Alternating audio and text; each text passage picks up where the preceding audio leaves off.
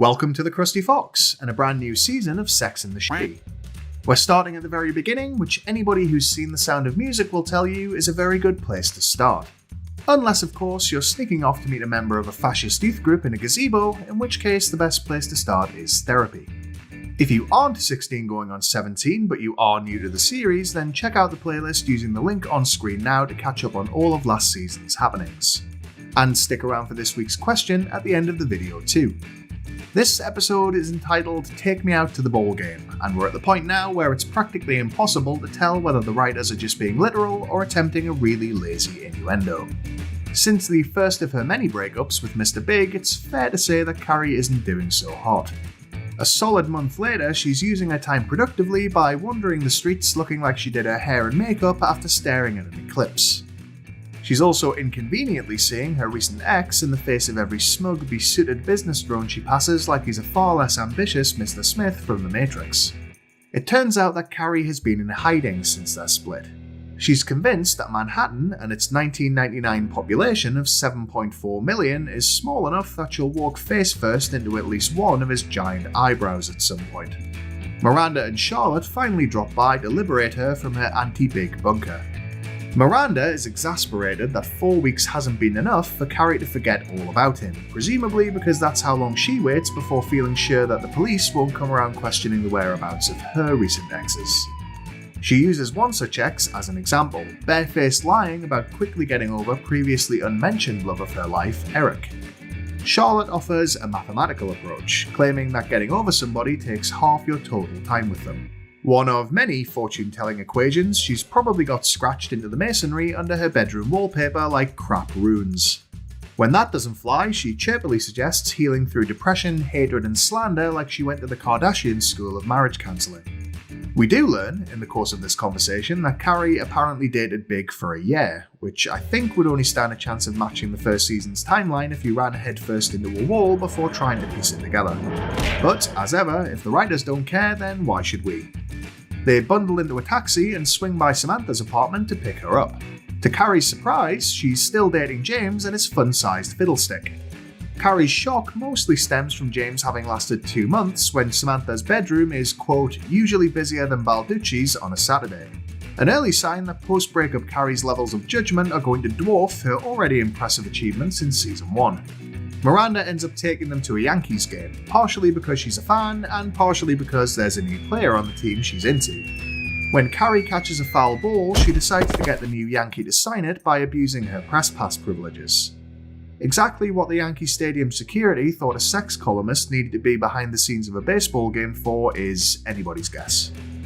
After an embarrassing fangirl display by Miranda, a drunken Carrie decides that getting her hands on just one ball isn't enough, and so invites new Yankee to a Dolce & Gabbana party that she has absolutely no business being at herself. While getting ready for said party, Carrie happens across a photo of she and Big in bed together, taken on a disposable camera and of the kind of quality you only see nowadays in unsolved crime documentaries. She describes Big as looking sexy in it, but honestly, he looks about as stiff and dead-eyed as what gets wheeled out of her apartment 23 years later. Continuing her abysmal record for correctly interpreting the evidence of her eyes, she judges the D&G shindig to be a home run, despite it looking like it's being held in a moderately crowded kitchen showroom. Charlotte introduces her latest boyfriend, record label VP, Paul. He spouts pretentious waffle about Miles Davis, while everybody else politely pretends that he hasn't worn his trousers so high that they're practically a G-string. Possibly to take some of the heat off him, the new Yankee conducts the whole conversation in a weird demon voice, like he's welcoming people to Castle Dracula. The reason for Paul's sky-high belt line quickly becomes apparent. He adjusts his package, publicly, often, and without any awareness. When Carrie notices, Charlotte quickly holds his hand to stop him, likely coating hers in a warm layer of mid-party Paul musk. Carrie then suffers another big hallucination, but is surprisingly disappointed when she realizes that it isn't him. Suddenly, it becomes clear. She isn't trying to move on, she's cosplaying as a non-lunatic on the off chance that he shows up. What makes her think Big would display even a hint of jealousy, as opposed to slapping her date on the back and yelling good luck as he sprints off into the distance, remains a mystery. As she walks home with the new Yankee, she nonchalantly admits that up until that point she didn't even know his name, an impressive disregard for another human being, even for her. Supposed sexpert Carrie then talks in voiceover as though allowing Joe, for that is his name, to get to first base is a massive achievement. This week's column is going to be raunchy.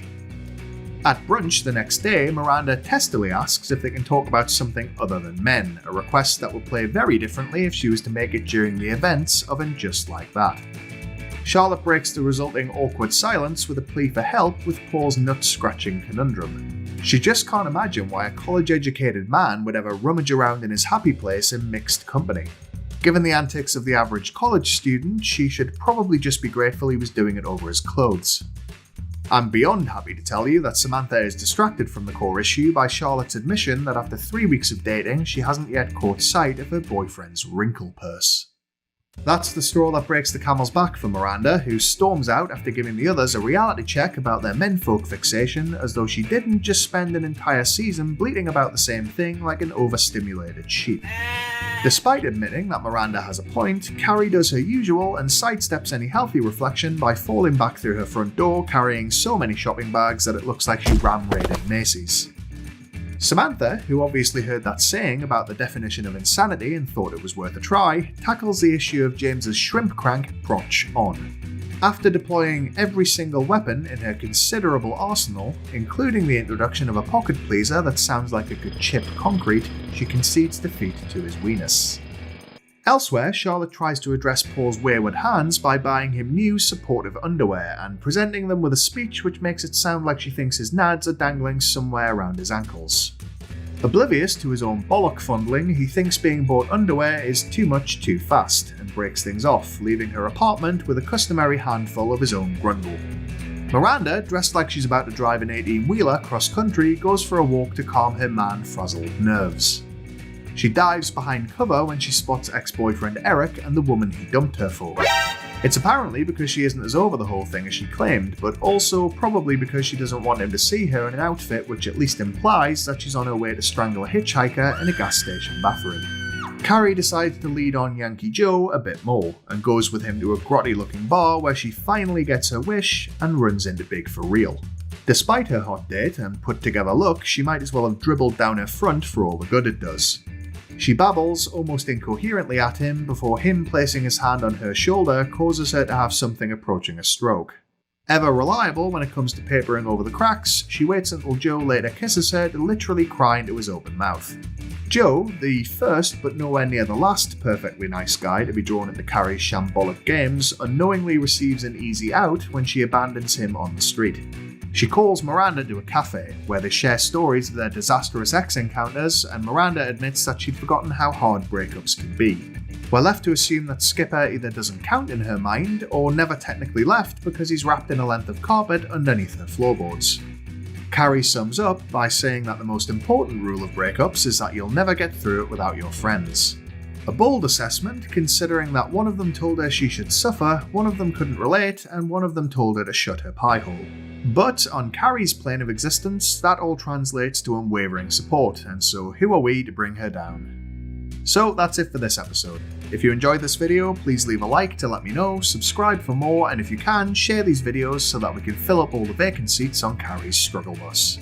And with the new season come new questions.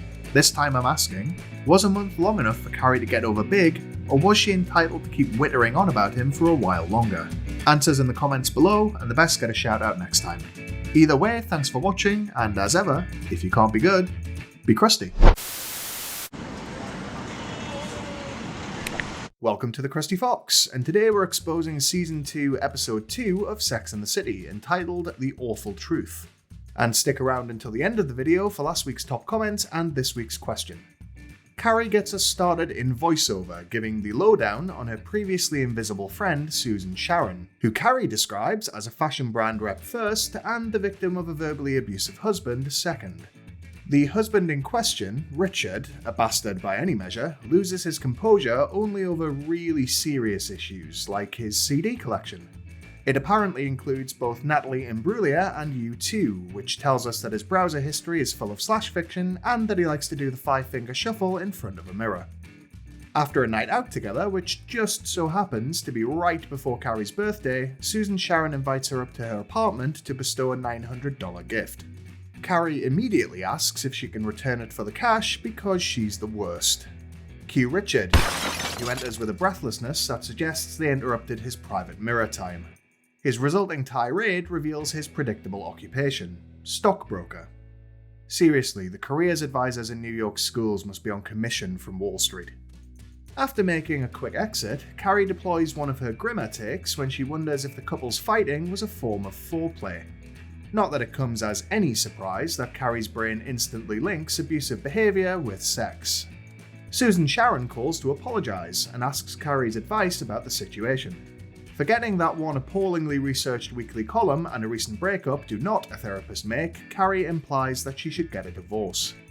Over lunch, Carrie brings Miranda, Charlotte and Samantha up to speed, and all three unanimously agree that she should have kept her mouth shut. They talk as though Carrie caught Richard leaving the toilet seat up rather than have a rage stroke, because for them, sisterhood will always take a backseat to self-involvement. Speaking of which, Samantha bemoans the fact that she's still hanging in there, ironically by a thread, with James's tiny tallywhacker. And Miranda is seeing Aaron, who quite literally comes with a catch. He lets his mouth run a little further than Miranda would like in the bedroom, and her erotic improv skills are non-existent. Afterwards, Carrie condenses all of her friend's problems into the conceit for her next column. In relationships, are some things just better left unsaid? Things like, "Mother, this is my girlfriend Carrie, I assume." Too soon? Later on, Carrie meets up with Susan Sharon, who's maniacally doing laps around a candy store. Rather than show concern, Carrie's horrified for herself when she discovers that Wilhelmina Wonka took her advice as gospel and left Richard. Friend of the Millennium Carrie even goes so far as to privately agree with Richard's prediction that Susan Sharon will likely die a lonely spinster. Truly, why anybody hangs around with this woman is a mystery to me. Charlotte, it transpires, has given up for now on finding the man of her dreams and so settled on finding the dog of her dreams. After a lengthy search, she somehow winds up with Henry, a disobedient Jack Russell who looks like he's one missed dose of doggy Xanax away from ripping out her throat. While Charlotte's taming her terrier, Samantha's attempts to avoid James's runt of the litter force him to suggest couples counselling.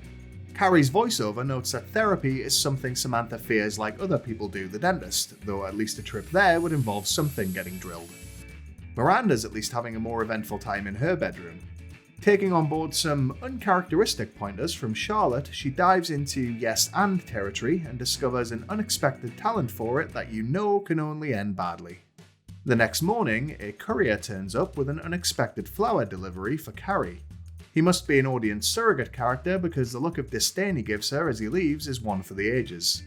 Seriously, go and rewatch, it's glorious. The enormous gift box of red roses turns out to be from Big. Reliably, Carrie has a birthday breakdown and drags the other ladies to brunch to discuss what it means. While the others wisely tell her to ignore it, Charlotte plants the idea of this being a sign that Carrie and Big are meant to be. So, if you want to blame someone for the resulting mess, look no further than Princess Charlotte and her flapping yap. Back home, Carrie ponders whether "I was wrong" is the one thing that Big couldn't bring himself to say. No, Carrie. He also can't say "I love you," "you're the one," and "of course I trust you, here's the combination to my gun safe." A thank you call to him, supposedly out of politeness, dissolves into the usual amount of chaos in record time. She accidentally invites Big to her birthday meal, he implies he'll bring a date, and she says that's fine. Morons both. At couples therapy with a counsellor who looks and acts like a horny Grandmama Adams, Samantha runs through a litany of excuses for her low libido in an effort to avoid telling James that his flesh raisin is to blame. She almost gets through the whole thing until the prospect of doing it again every week forever tips her over the edge. She finally blurts out the truth and he storms out for good with his vestigial tail quite literally tucked between his legs. At Miranda's place, the dirty talk floodgates are open, and she giddily claims that she can finally bring herself to say the word Maybe it's just me, but if it's looking right at you, I'd say that more than puts you on first name terms. And for once, I'm pleased to report that Miranda ends up not being in the wrong. When Aaron asks her to list all of the things he likes in bed, she eventually mentions the one thing all men with gossamer thin masculinity refuse to admit to doing. You know the one. Ninth base. The puppet master. The bishop's finger. Later, Miranda recounts Aaron's swift exit to everybody at Carrie's birthday meal. Stanford makes a weak attempt to imply to them all that he's a top, something which I'd bet could only be true if the word top was an acronym for taking oily pee. Carrie, meanwhile, hammers the vodkas in anticipation of Big's arrival like Mel Gibson warming up to give a TED talk on race relations. When he eventually shows up, the date in tow turns out to be Jack, the perma-dumped friend of his who we last saw all the way back in Season 1, Episode 4. I reckon the only way that Carrie could have been any more excited by this unexpected development is if Big had rounded it off by dropping his trousers to reveal an engagement ring jammed onto the end of his fuzzbuster. However, her happiness is cut down in its prime when a classic piece of Bradshaw short-sightedness comes into sharper focus. Because she's invited wealthy womanizer Big to a Moroccan restaurant packed full of tip-hungry belly dancers, who home in on his lap like sharks on a haemophiliac surfer. Meanwhile, Susan Sharon's play for Jack's attention makes her realise that she misses her husband. Sadly, the show plays this as a misguided shrew coming to her senses rather than an all-too-common pattern in abusive relationships. Another sign that coming to Sex and the City for good advice is a mug's game. Post-party, Charlotte returns home to find Henry committing a hate crime against her pillows and laying cable all over her bedspread. He also gets the blame for a deuce in the hallway, even though he was trapped in the bedroom. My bet is that Carrie's been letting herself in through the day and popping a squat by the console table. Banished from House York, Henry finds a new home in Susan Sharon's apartment, where he's credited with saving her marriage by becoming a stand-in target for all of Richard's rage. Not exactly a happy ending, though my headcanon is that he eventually bites his new owner's meat clackers off and escapes into the night. Carrie winds up walking alone with Big after her birthday meal, and they share an awkward, lingering goodbye. After he's gone, she admits that the thing she can't say to him is that she still isn't over him, a line you could drop into practically any season of the show and it would never be out of place. With the exception of And Just Like That, of course, where the act of getting over Big is as simple as setting his urn on the ground and doing a little jump. And that's it for this episode.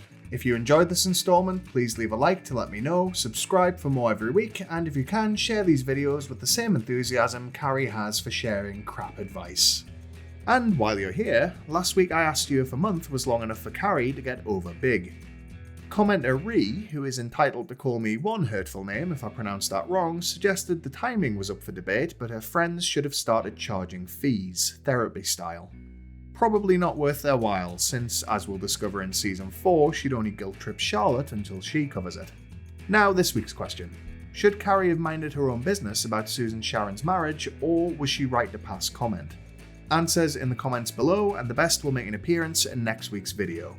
Either way, thanks for watching, and as ever, if you can't be good, be crusty. Welcome to the Krusty Fox, and if you like your recaps freaky, then I've got you covered, because today we're hiding behind the sofa for Season 2, Episode 3 of Sex and the City, entitled The Freak Show. Don't forget to stay tuned until the end of the video for last week's top comment and this week's question. Carrie starts us off by musing about the hopes and dreams that brought New York's forefathers flocking to the Big Apple via Ellis Island. I personally don't remember the American dream ever being about toxic relationship time loops or obscene amounts of credit card debt, but then again, I am English. Thankfully, she quickly jackknifes into her point. In modern New York, that optimism can be seen in the first date, when anything seems possible. A clear sign that this show debuted in a pre-Tinder and Grindr world, considering that the extent of your hope for a first date these days is that they've had a wash first and at least wait until you've climaxed before they murder you. Carrie also makes the bold claim that Manhattan's restaurants are packed with single women every Saturday night, competing to bag either a husband or a free meal. She says this over footage of Samantha being wined and dined, which is funny considering that the only objective of any date for Ms. Jones is for them to take her to the meatpacking district. Her date for the evening is Harrison, a litigator whose pillow talk involves lazy roleplay based on his specialty in sexual harassment cases. It works for him, but only because Samantha appears to subscribe to my own personal philosophy that casual sex is a lot like taking a shower.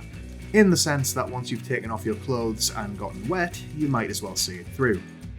That being said, even Samantha has her limits.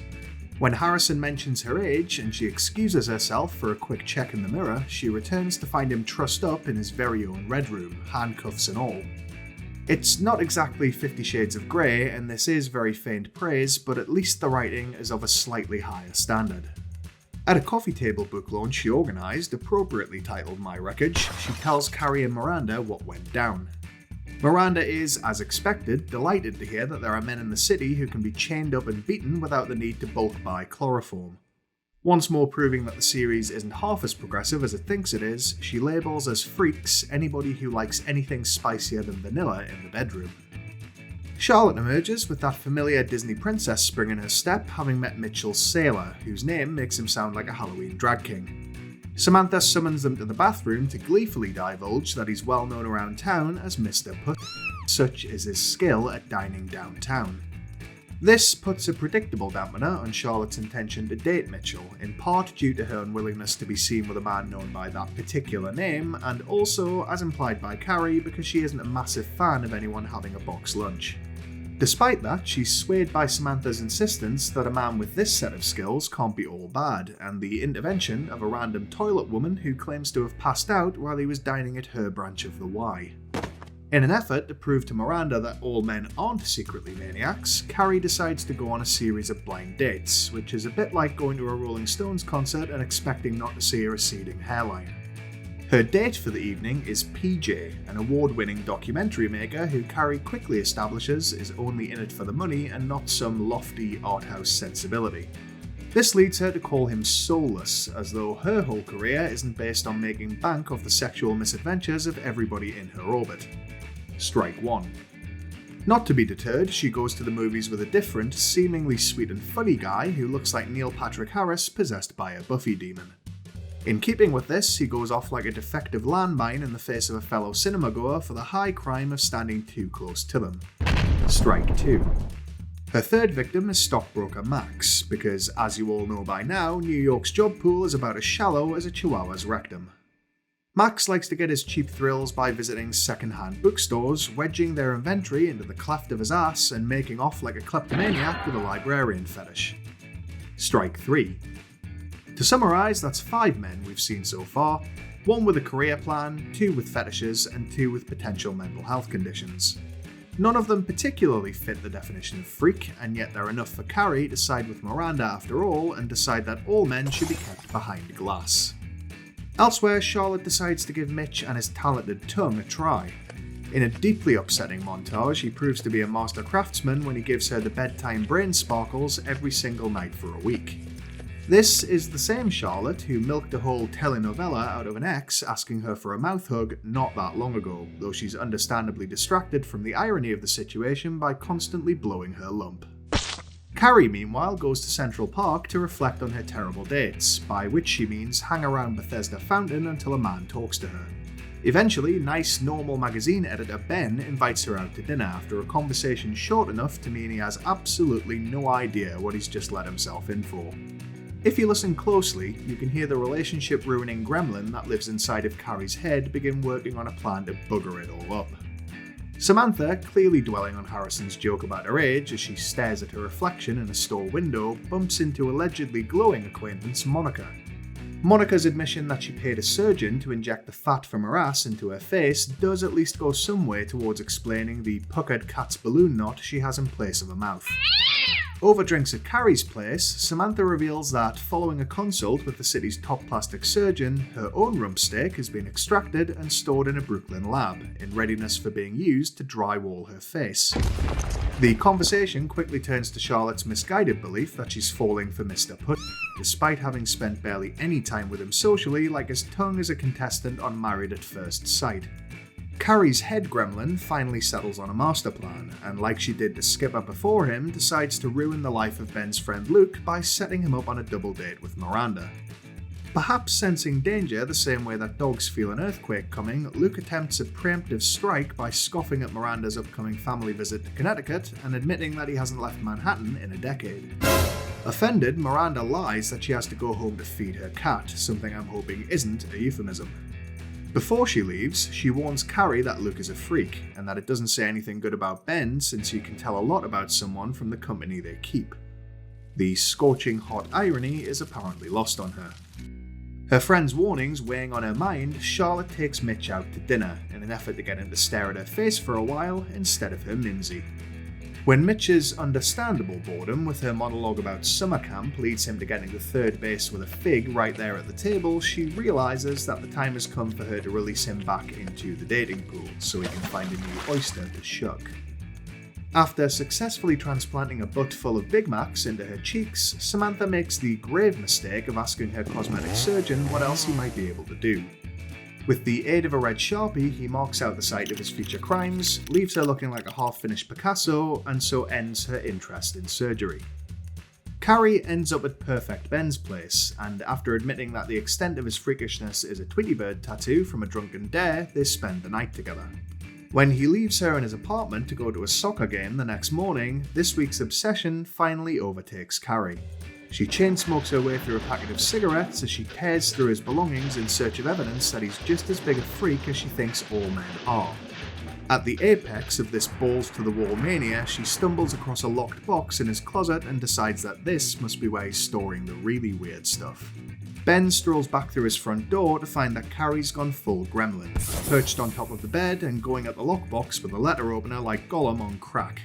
When she admits that she was looking for something freaky, he opens the box to reveal a collection of Cub Scout badges. This confirms to Carrie that she has become the freak. Although, in fairness to her, Ben never actually says that the badges are his, and so there's a chance that she just dodged the prospect of becoming Mrs. Jeffrey Dahmer. Carrie ends the episode by recalling a story that she told Ben when they first met about once seeing the world's fattest twins at a state fair, who she was surprised to find were married.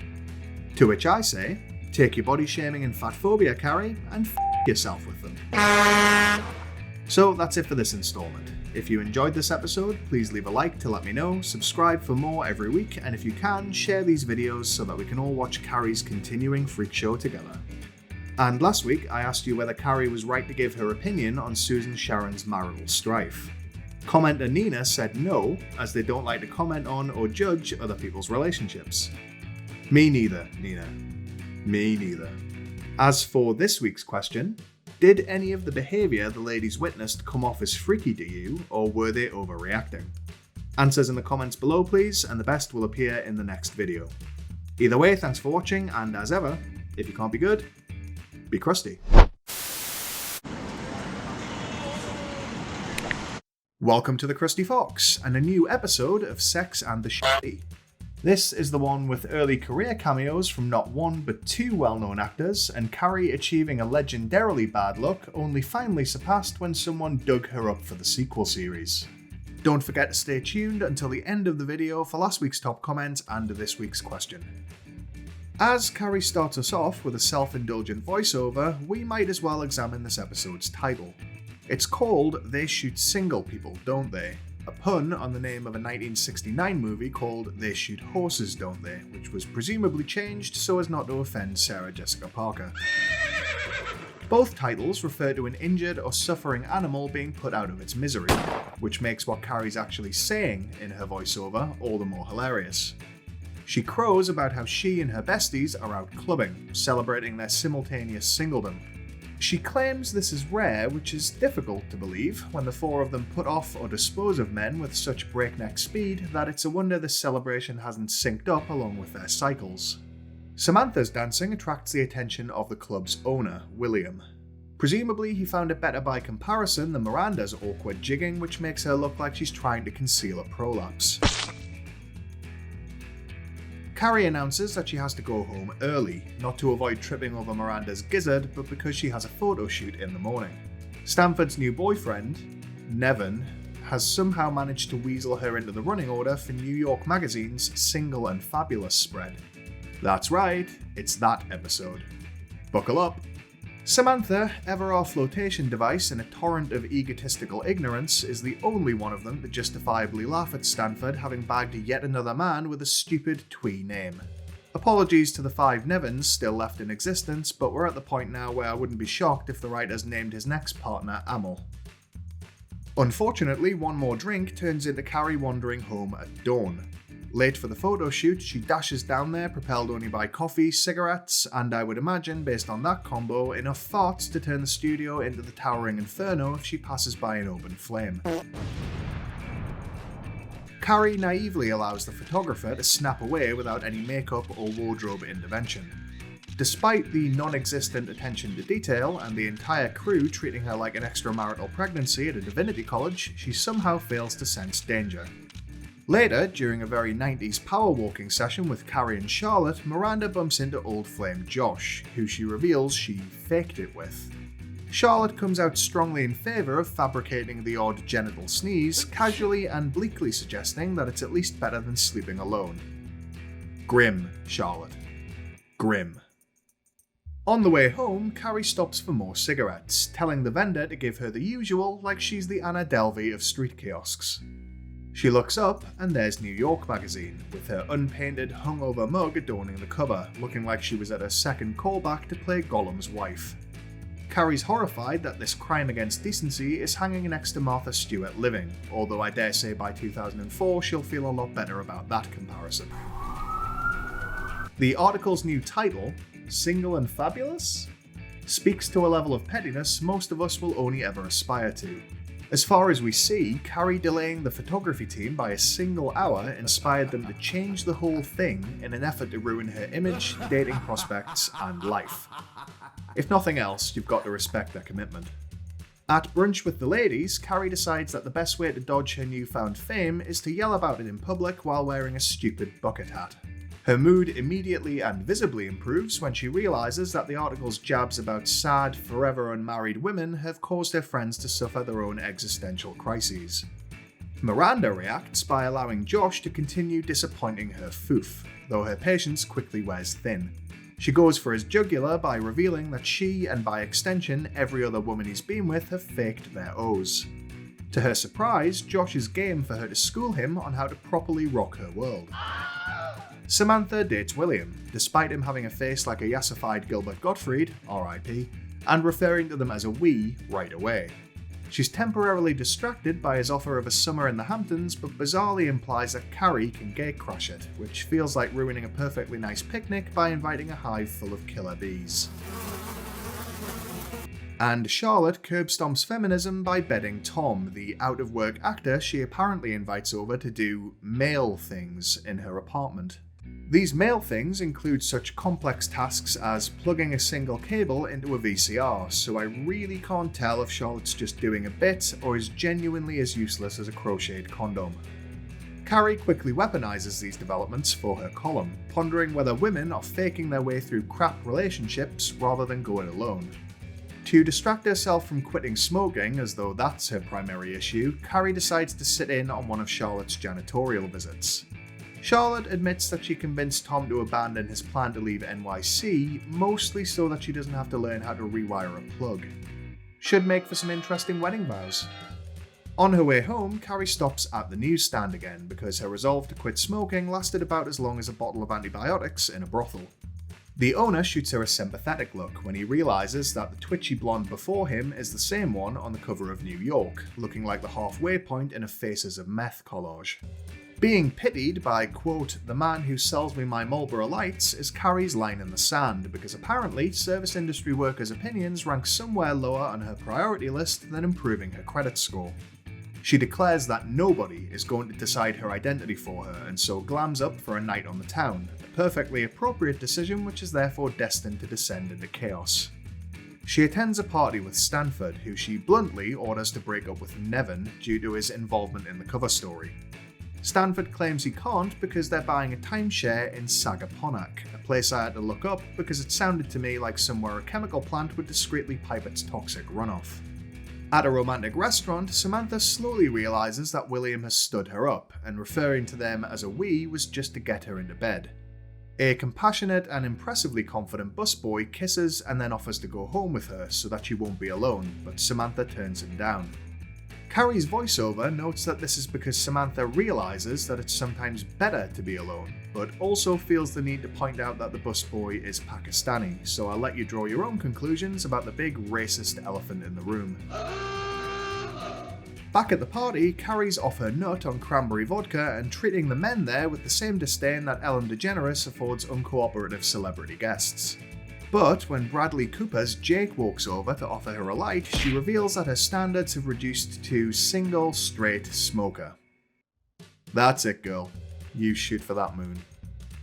Back at Miss Hobbes' school for wayward peens, Josh's insecurity has turned Miranda's bedroom into a classroom. Sadly, Josh is flunking, which I mean literally and not as a description of a new position he's trying. Realising that he's never going to get it right, she rewards his futile efforts with one last little fake death. Unfortunately, there's nothing fake about Carrie's ongoing spiral, as proven by her accepting a ride in wasted Jake's Porsche. After she eats his face with enough suction to extract blackheads, Jake stops for a pack of smokes at a newsstand. Just as Carrie reassures herself that she's still young and hot, Jake mashes a copy of New York into the window with god-tier timing. And there she is in all her glory, looking about as young and hot as Iggy Pop's corpse. This causes her to realise that if she goes home with Jake after all, it'll be the first time she'd ever validated herself with sex. Presumably, the last 16 episodes worth of events continue to leak out of her ears as she marches home alone. Meanwhile, Tom and Charlotte fake their way to the end of their own road. She pretends that him deciding to leave the city after all means anything more to her than hiring a replacement. And he feigns reluctance to go when the reality is that their little arrangement is closer to modern slavery than he's probably comfortable with. The status quo continues to resume when Miranda goes back to ignoring Josh's calls and Samantha introduces William's face to the contents of her cocktail glass. As for Carrie, she waits out the shelf life of her issue of New York and embraces single life, drinking alone at a cafe where she's served by Matthew Morrison. Thankfully, he doesn't seize the opportunity to rap, and since it's 1999, it's a good 10 years too early for the Glee kids to come steaming in with a cover of I Am Woman. And for that matter, 13 years too early for Carrie to jump up and ruin a perfectly good Scissor Sisters song. So that's it for this video. If you enjoyed it, please leave a like, subscribe for weekly uploads, and if you can, share this series with your friends, family, and underwhelming former sexual partners. Last week I asked you whether you agreed with Carrie's fairly loose definition of the term freak. Commenter Valerie said no, but thought Mitchell's dinner table fruit abuse was on the borderline. But who are we to judge? Let's all violate some fruit at our next dinner date and compare notes. Dibs on the melon. As for this week's question, were Miranda and Charlotte justified in their fakery, or should they both have been honest from the start? Answers in the comments below, and the best will make an appearance in the next installment. Either way, thanks for watching, and as ever, if you can't be good, be crusty. Welcome to the Krusty Fox, and today we're paying our respects to Season 2, Episode 5 of Sex and the City, entitled 4 Women and a Funeral. If this is your first time here, why not check out the playlist in the link on screen now to witness the whole mess from the very beginning. And don't forget to stay tuned until the end of this video for last week's top comment and this week's question. This time we join Carrie in her apartment as she rushes to get ready. But for once, she isn't ricocheting around in preparation for a disappointing disappointment. Today, her little black dress is getting deployed at a funeral in Queens. The unfortunate subject of the event is Javier, a successful and well-known fashion designer. This apparently good friend of Carrie's fatally OD'd on smack, and while I'm not saying there's a correlation there, I do think it's at least worth looking into. The motley crew of fellow mourners from the island of misfit toys come decked out in what must have been bleeding edge fashion for the late 90s, but to look at them now you'd think you'd stumbled onto a street theatre production of Beetlejuice. Javier's sister Josefina, who our lying leads claim had a face like a blobfish licking piss off sandpaper just yesterday, today is giving share. It's giving share. It's another sign that we're not so much witnessing reality in this show as we are a version of it, as perceived by our central foursome. Think Doctor Strange after crippling budget cuts. As Samantha pursues Josefina to offer PR services for her new Javier House Foundation for Artsy Addicts, Charlotte has a runaway hat situation. It leads her to handsome widower Ned, like it's a version of the feather from Forrest Gump, only interested in getting you laid. On the car ride home, and despite Samantha's warnings, Charlotte won't be swayed from going out with no-wife Ned, whose grief over his dead spouse seems to be getting her going. If she ever finds out about Grief Anonymous, she'll be able to sail down to their next meeting on a flash flood of her own making. Carrie, who has clearly been waiting several episodes for somebody to mention marriage, jumps at the opportunity to table Mr. Big's fear of commitment.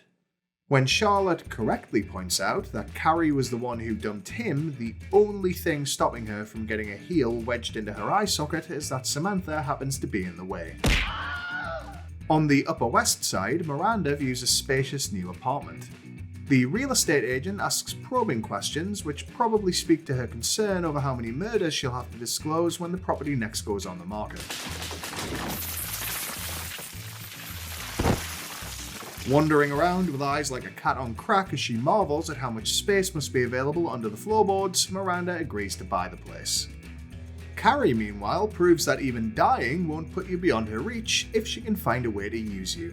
She turns Javier's death into an excuse to consider her own mortality and so call Big. While her remaining brain cells desperately try to stop her, I'd like to draw your attention to the newspaper page opposite Javier's obituary. But sure, Carrie dying single is definitely a real issue. When she tells Big that she's just been to a funeral, he jokes that he's flattered that it made her think of him. Not yet, John. Not yet. She arranges to meet him for dinner that weekend, and in a definitely not insane move, immediately begins talking about how their relationship is now revived after it took 6 months to die. Overly attached girlfriend vibes aside, fans of Dates and Times might remember that 4 episodes ago, Charlotte said Carrie and Big had been together for a whole year. I get that continuity isn't a big deal for this production, but all I'm asking for is a post-it note in the writer's room or something. Anything.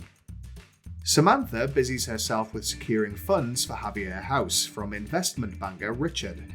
He makes an incredibly lazy pass at her, and while Samantha isn't in need of charity, she also doesn't see why the foundation should be the only one to receive a donation from Dick. Unfortunately, his wife Sandy walks in just as he's preparing to invest heavily in Samantha's undercarriage. At lunch, Miranda vents about encountering a sexist banker while sorting out her mortgage, and Charlotte sagely informs her it's because property-owning women are off-putting to men. If it were 500 years earlier, I'm certain that Charlotte would have considered Henry VIII a bit of a fixer-upper when he was already 4 wives deep. The waitress returns with Samantha's card, politely informing her that due to Sandy Cranwell's vengeful social engineering, she and her money have been blacklisted. This leads to the ladies just getting up and leaving, which seems like an own goal for Sandy, considering that all she's done is bag them a free meal. Charlotte has drinks with Ned the Unwed, and finding herself ever more turned on by an emotional instability she's choosing to interpret as availability, allows it to lead her all the way into his bed. There, she cradles him like a baby as he serves her generous helpings of gentleman's relish as a huge portrait of the last recipient looks on from the nightstand. And don't worry, it's not just you, everything about this is f***ing gross. Charlotte's chronic Disney syndrome even causes her to accept Ned's invite to a memorial service at his late wife's grave. She sees this as him moving on, and the late Mrs. Ned delivering a blessing from the great beyond, rather than the very obvious catastrophe she's dreamily waltzing into, fuzzy wuzzy first. Carrie's dinner with Big comes around, and obviously keen to keep the mood light, she asks him for his opinion on what happens after you die. A shame, really, that the two of them didn't spend the next 20 years discussing what happens just before you die, which might have helped Carrie to remember how to call for an ambulance. Despite almost making it over Big's threshold, Carrie manages to stick to her pledge not to become reacquainted with his mutton javelin. But she does squeeze in a little melodrama by doing a flouncing run away from him, so I suppose the night isn't a total loss for her. Miranda's lurking around her new apartment taking measurements, likely to make sure that her full jigsaw killer setup will fit through the doorways. As she leaves, she has everybody's least favourite experience when the reanimated corpse of her new neighbour comes bounding out into the hallway to introduce herself. She's horrified when said neighbour wastes no time in telling her that the previous occupant, Ruthie, died somewhere in the apartment. Unmarried, undiscovered for a week, and with a fair amount of her face halfway through her cat's large intestine. Later, after getting her own cat's hopes up by almost choking on a wayward piece of Chinese food, Miranda suffers an unexpected, forever alone related panic attack which lands her in the emergency room. I'll leave it up to you whether you believe it's genuine or the start of building an insanity defense she can deploy if anyone ever smells what's hidden behind her walls. FYI, Miranda later just decides to get over her panic disorder, demonstrating beyond all reasonable doubt that this show has about as tight a grip on mental health issues as Samantha's panty elastic does on her hips. Speaking of, Samantha asks for help with getting unpariahed from influential socialite and amazing namehaver Shippy Shipman. Unfortunately, Shippy is another scorned woman Samantha has left in her randy wake. As a result, Shippy is less interested in restoring Samantha's reputation than she is in tying her to the back of a town car and going for the high score across the Brooklyn Bridge. Back graveside in Queens, Charlotte joins Ned for the memorial service. Except, it turns out that she's one of several women helping him through his grief with their triangular whisker fish. For some reason, Ned invites all 4 of them to the same service, like he's running an Avengers initiative for naive women. After a quick token beating with a bunch of lilies, Charlotte moves on. In a completely bizarre example of Deus Ex Machina, which the show thinks it sidesteps by directly acknowledging, Samantha's attempt to pay her dues by physically helping to build Javier House is rewarded when she meets Leonardo DiCaprio. Except, it isn't Leonardo DiCaprio, it's a man who looks absolutely nothing like him without enough silhouette to cover that fact up. In any case, we're asked to not just suspend our disbelief, but fire it into orbit by buying that befriending him delivers her back into the good graces of NYC's social elite. When Big shows up at Carrie's place, she declines to explain why she's been dodging his calls and instead takes him bowling, apparently because it's the least sexual thing she can think of. Clearly, she hasn't seen John Goodman in The Big Lebowski. This time, she eventually makes it through Big's front door and they spend the night together. There's no real rhyme, reason, or chemistry to it, and as far as we know, he'd still rather roll naked through a pit of scorpions than commit. But I suppose if it's a choice between Big and dying alone, I'd still rather buy a lifetime subscription to Cat Lady Monthly and sterilise myself in a scalding hot bath. So that's it for this video. If you enjoyed this week's episode, then please leave a like to let me know, subscribe for more every week, and if you can, share these videos so that we can all at least have something playing in the background while our cats eat our corpses. Last week, I asked you whether Miranda and Charlotte were justified in their fakery or should have been honest from the start. Commenter Don Solo gets it, arguing that it was a natural reaction to Carrie making it look like being single too long turns you into the polyps from The Little Mermaid. And extra points for never letting Miranda off with anything ever. As well you shouldn't. And I couldn't go on without mentioning Ree's literally blisteringly real comment this week where she proposes that faking it is sometimes a necessary evil to escape from chafing and misery. Better stock up on the Vaseline just in case. This week I'm asking, was a fear of dying young, dumb and starved of cum really a good enough justification for Carrie to get back with Big, or was it just the convenient excuse she'd been waiting for? Answers in the comments below please, and the best will make an appearance next week. Either way, thanks for watching, and as ever, if you can't be good, be crusty. Welcome to the Krusty Fox, and a new episode of Sex and the Shitty. This week's episode is called The Cheating Curve, which should come as no surprise considering that in the closing moments of the last episode, Carrie got back with human trash compactor Mr. Big. If you're new here, then check out the playlist in the link above to catch up on all the maladjusted madness from the very beginning.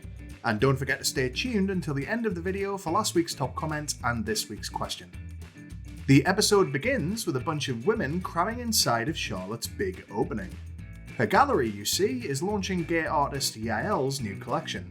Carrie's surprise that lesbian chic mixes so well with art world cool is a direct result of her only spending time around gay men who are one bow tie and a dog treat away from being carried around in her handbag. Samantha gets in early with my favourite joke of the episode. She loudly bemoans the lack of straight male action in the room, having assumed that they're always following lesbians around to see what they're going to do. She's delighted to spot one lone heterosexual. A trainer from her gym called Thor because nobody's going to pay for PT sessions with a guy called Clarence. Carrie tells another of her all too casual lies about not feeling great and needing to go home. Samantha continues to prove why she's my favourite character when she just as casually offers her some oxy with the same breeziness you or I might have when sharing Mentos. As Carrie does the least inconspicuous job of sneaking away I've ever seen, Charlotte loiters near a group of wealthy lesbian guests in search of a sale. We're told the lesbians in question seem to have it all, apart from, of course, in 90s New York, the ability to get married, or in today's Florida, the ability to be gay within 6 miles of a school. Charlotte's usual thimbleful of luck with men runs dry in record time. She discovers her date for the evening, Gareth, in the back storeroom, unrepentantly wiping his face all over an anonymous blonde's. Since his whole vibe suggests that he spends most mornings trying to get female joggers to help him move sofas into the back of vans, I'd call this a lucky escape. To nobody's surprise, Carrie doesn't go home and instead rocks up at Big's apartment. He gives a half-hearted wow in response to her outfit, as well he might, considering that she's dressed like a trawler just dragged her out of the North Atlantic. As Carrie and Big get down to business, she muses about how the guilt of lying to her friends makes it all the more enticing. The shrewd among you will have by now noticed that Carrie is never more turned on than when she's doing something she knows is wrong. Presumably, we missed out on a deleted shoplifting scene where she busts a nut running across a Whole Foods parking lot with half a salad bar stuffed down her pants. At a market the next day, Charlotte relays her latest man trouble and Carrie unhelpfully suggests that Gareth might not class kissing as cheating. Which is rich coming from someone who often acts like breathing the same air as a member of the opposite sex is grounds for castration. Back home, Carrie turns Samantha's position, that cheating is only cheating if you're caught, into her next column. While there's some mileage in her overall question about the differing interpretations of infidelity, my own view is that thinking of it as Schrodinger's isn't the best place to start. After refusing to accept Gareth's lame excuses for his slimy behaviour, Charlotte decides a change is in order. That change arrives in sapphic wrapping paper when she befriends and goes partying with her lesbian clients. She revels in a world which doesn't revolve around men, as though she isn't the one obsessing about them 24/7. Miranda, meanwhile, has been dating pretentious, know-it-all, ball-lord Harvard alumnus Ethan, who she discovers has a not-so-boring kink. Every time they get jiggy with it, he switches on an in-progress one-handed workout video.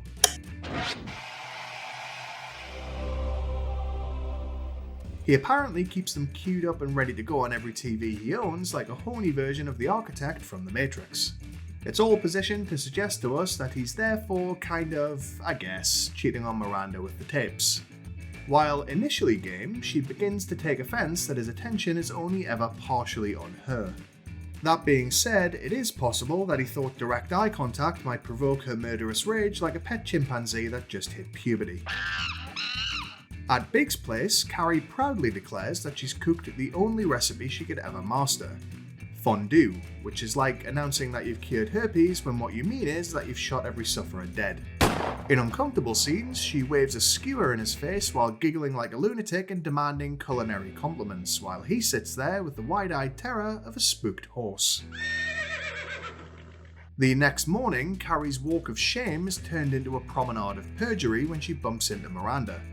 Offering a lame, dentist-related excuse to mask her quick escape, she realizes that she's therefore kind of, I guess, cheating on her friends with Big.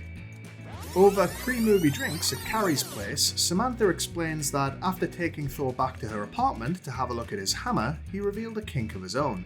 While shaving her legs, the Prince of Asgard kept right on going to Valhalla and pruned her world tree into the shape of a lightning bolt. Charlotte shows up and mentions that she's going out later with Lydia and the Power Lesbians, which I'm aware makes them sound like a rival band from Jem and the Holograms. Sensing another opportunity for some accidental foreshadowing, Miranda claims that she was a major lesbian in the 4th grade. And 44th grade, apparently. She and Samantha then discover that Charlotte has been lying by omission, leading Lydia and the others on by not revealing that she's straight and therefore kind of, I guess, cheating on them with her thirst for Prince Charming Peen. They urge her to come clean, though evidently not in the way her new friends are hoping she will. Carrie, who's been camped out in the bathroom this whole time, makes one of her more memorable entrances. She announces that her new diaphragm is irretrievably wedged in her wench trench, and she needs one of them to fish it back out. After Miranda declines a chance to put her money where Carrie's mound is, Samantha bravely volunteers as tribute. As they march, movie-bound, along Broadway, an appropriate song and dance explodes when Carrie admits that she's been seeing big. She conveniently minimises all of his past crappy behaviour in the face of her friend's entirely justifiable horror and storms away in a huff. Once home, she admits to herself that they're right, but never actually apologises to them for her bratty outburst because humility is Bradshaw kryptonite. The next day, Charlotte is taken to brunch at the home of Queen lesbian Patty Aston, who wastes no time whatsoever in asking her which team she bats for. Upon establishing that she'd sooner chow down on a bearded blood sausage than a fur burger, Patty abruptly puts a stop to Charlotte's LGBT tourism. While enjoying a bit of naked sauna time at the gym, Samantha encounters another woman branded with the mark of Thor, and he's therefore kind of, I guess, cheating on each of them with the other. We're left to imagine what happens next, because at this relatively early point in the series, the writers still haven't realised that Samantha should have been the lead. Miranda, humiliated by Ethan's preoccupation with top-shelf content, finally draws a line in the sand when he presses pause on her while they're bumping uglies to rewind his latest skin flick. After incorrectly assuming he'd choose her over the women in the videos, Miranda leaves him with his blue movies and bluer balls. Later, Big takes Carrie out dancing, where she struggles to get him to have a conversation about whether they're official. He refuses to answer the question, pretends he doesn't know why they broke up in the first place, and does his level best not to engage emotionally, like the huge, billowing red flag on legs that he is. And despite acknowledging how much of a tosser he's being, she persists, instead of kicking his head through a nearby cello and running for the hills. She therefore kind of, I guess, considers them back together officially after he denies crying over their breakup, but says he did listen to a lot of Sinatra. Let's see. Sandler, Seacrest, Sheen... here we go. Sinatra. Numerous marriages, extramarital affairs, possible links to organised crime. Yep, that checks out. So that's it for this episode. If you enjoyed it, then please let me know by leaving a like, subscribing for more every week, and sharing these videos like they're the dirty little secret you want the world to know about. Last week, I asked you whether Carrie's fear of an untimely, unwed death was enough to justify her getting back with Big. Commenter Pedro Perez isn't buying it, pointing out that so much as catching sight of her reflection on a bad day probably would have been enough. Or getting a vision of the future, presumably, because holy shit. This week I'm asking, would you go elbow deep for a friend in need like Samantha did for Carrie? Or would you have found a more creative solution, in which case you know I want to hear what it would have been? Answers in the comments below please, and the best will make an appearance next time. Either way, thanks for watching, and as ever, if you can't be good, be crusty. Welcome to the Krusty Fox, and a new instalment of Sex and the Shitty. This week we're doing Prances with Poultry in an episode entitled The Chicken Dance. Click the link on screen now for a playlist that'll catch you up on the whole torrid affair from the very beginning, and I'd recommend you don't miss the top comment at the end of this video. This time, it's all about how much of yourself you'd be willing to stick inside a friend, so never let it be said that I don't keep things classy around here. We open on Miranda's apartment, where up-and-coming interior designer and friend of Charlotte's, Madeline Dunn, is busying herself making the whole place look like absolute dog shit.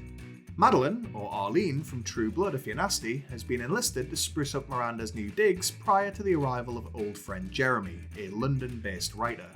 His recent emails having taken on a flirty tone is apparently enough to inspire Miranda's participation in Extreme Makeover Desperate Edition.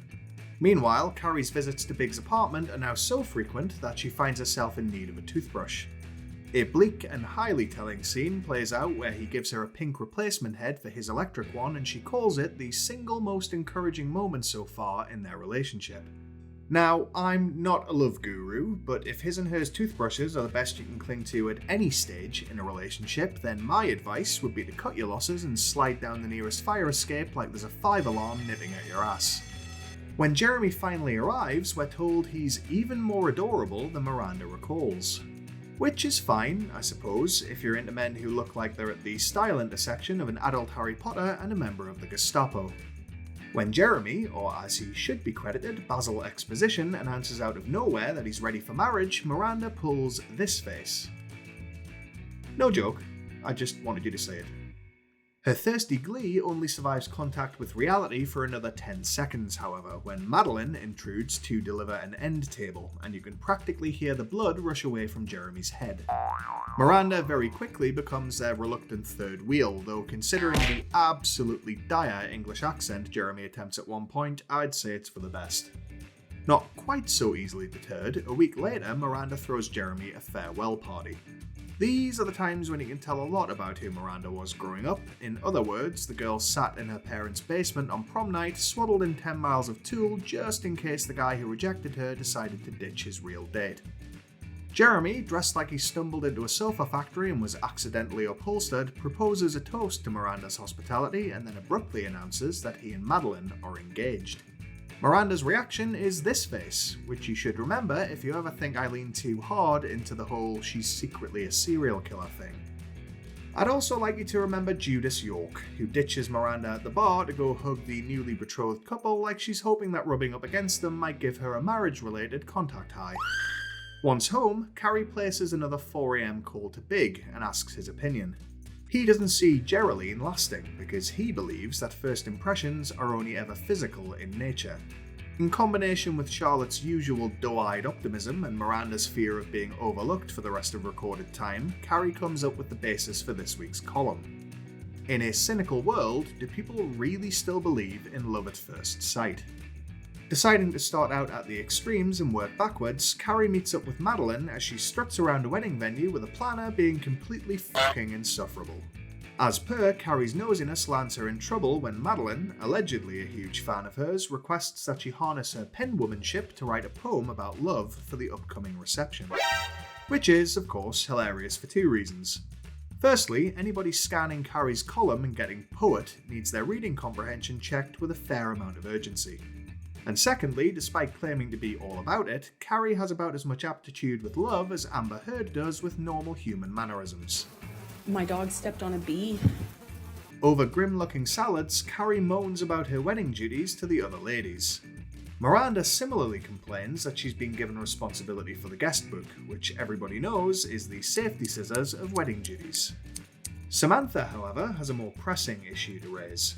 A man she hooked up with after Miranda's party turned out to be a lay from 15 years earlier she'd forgotten about.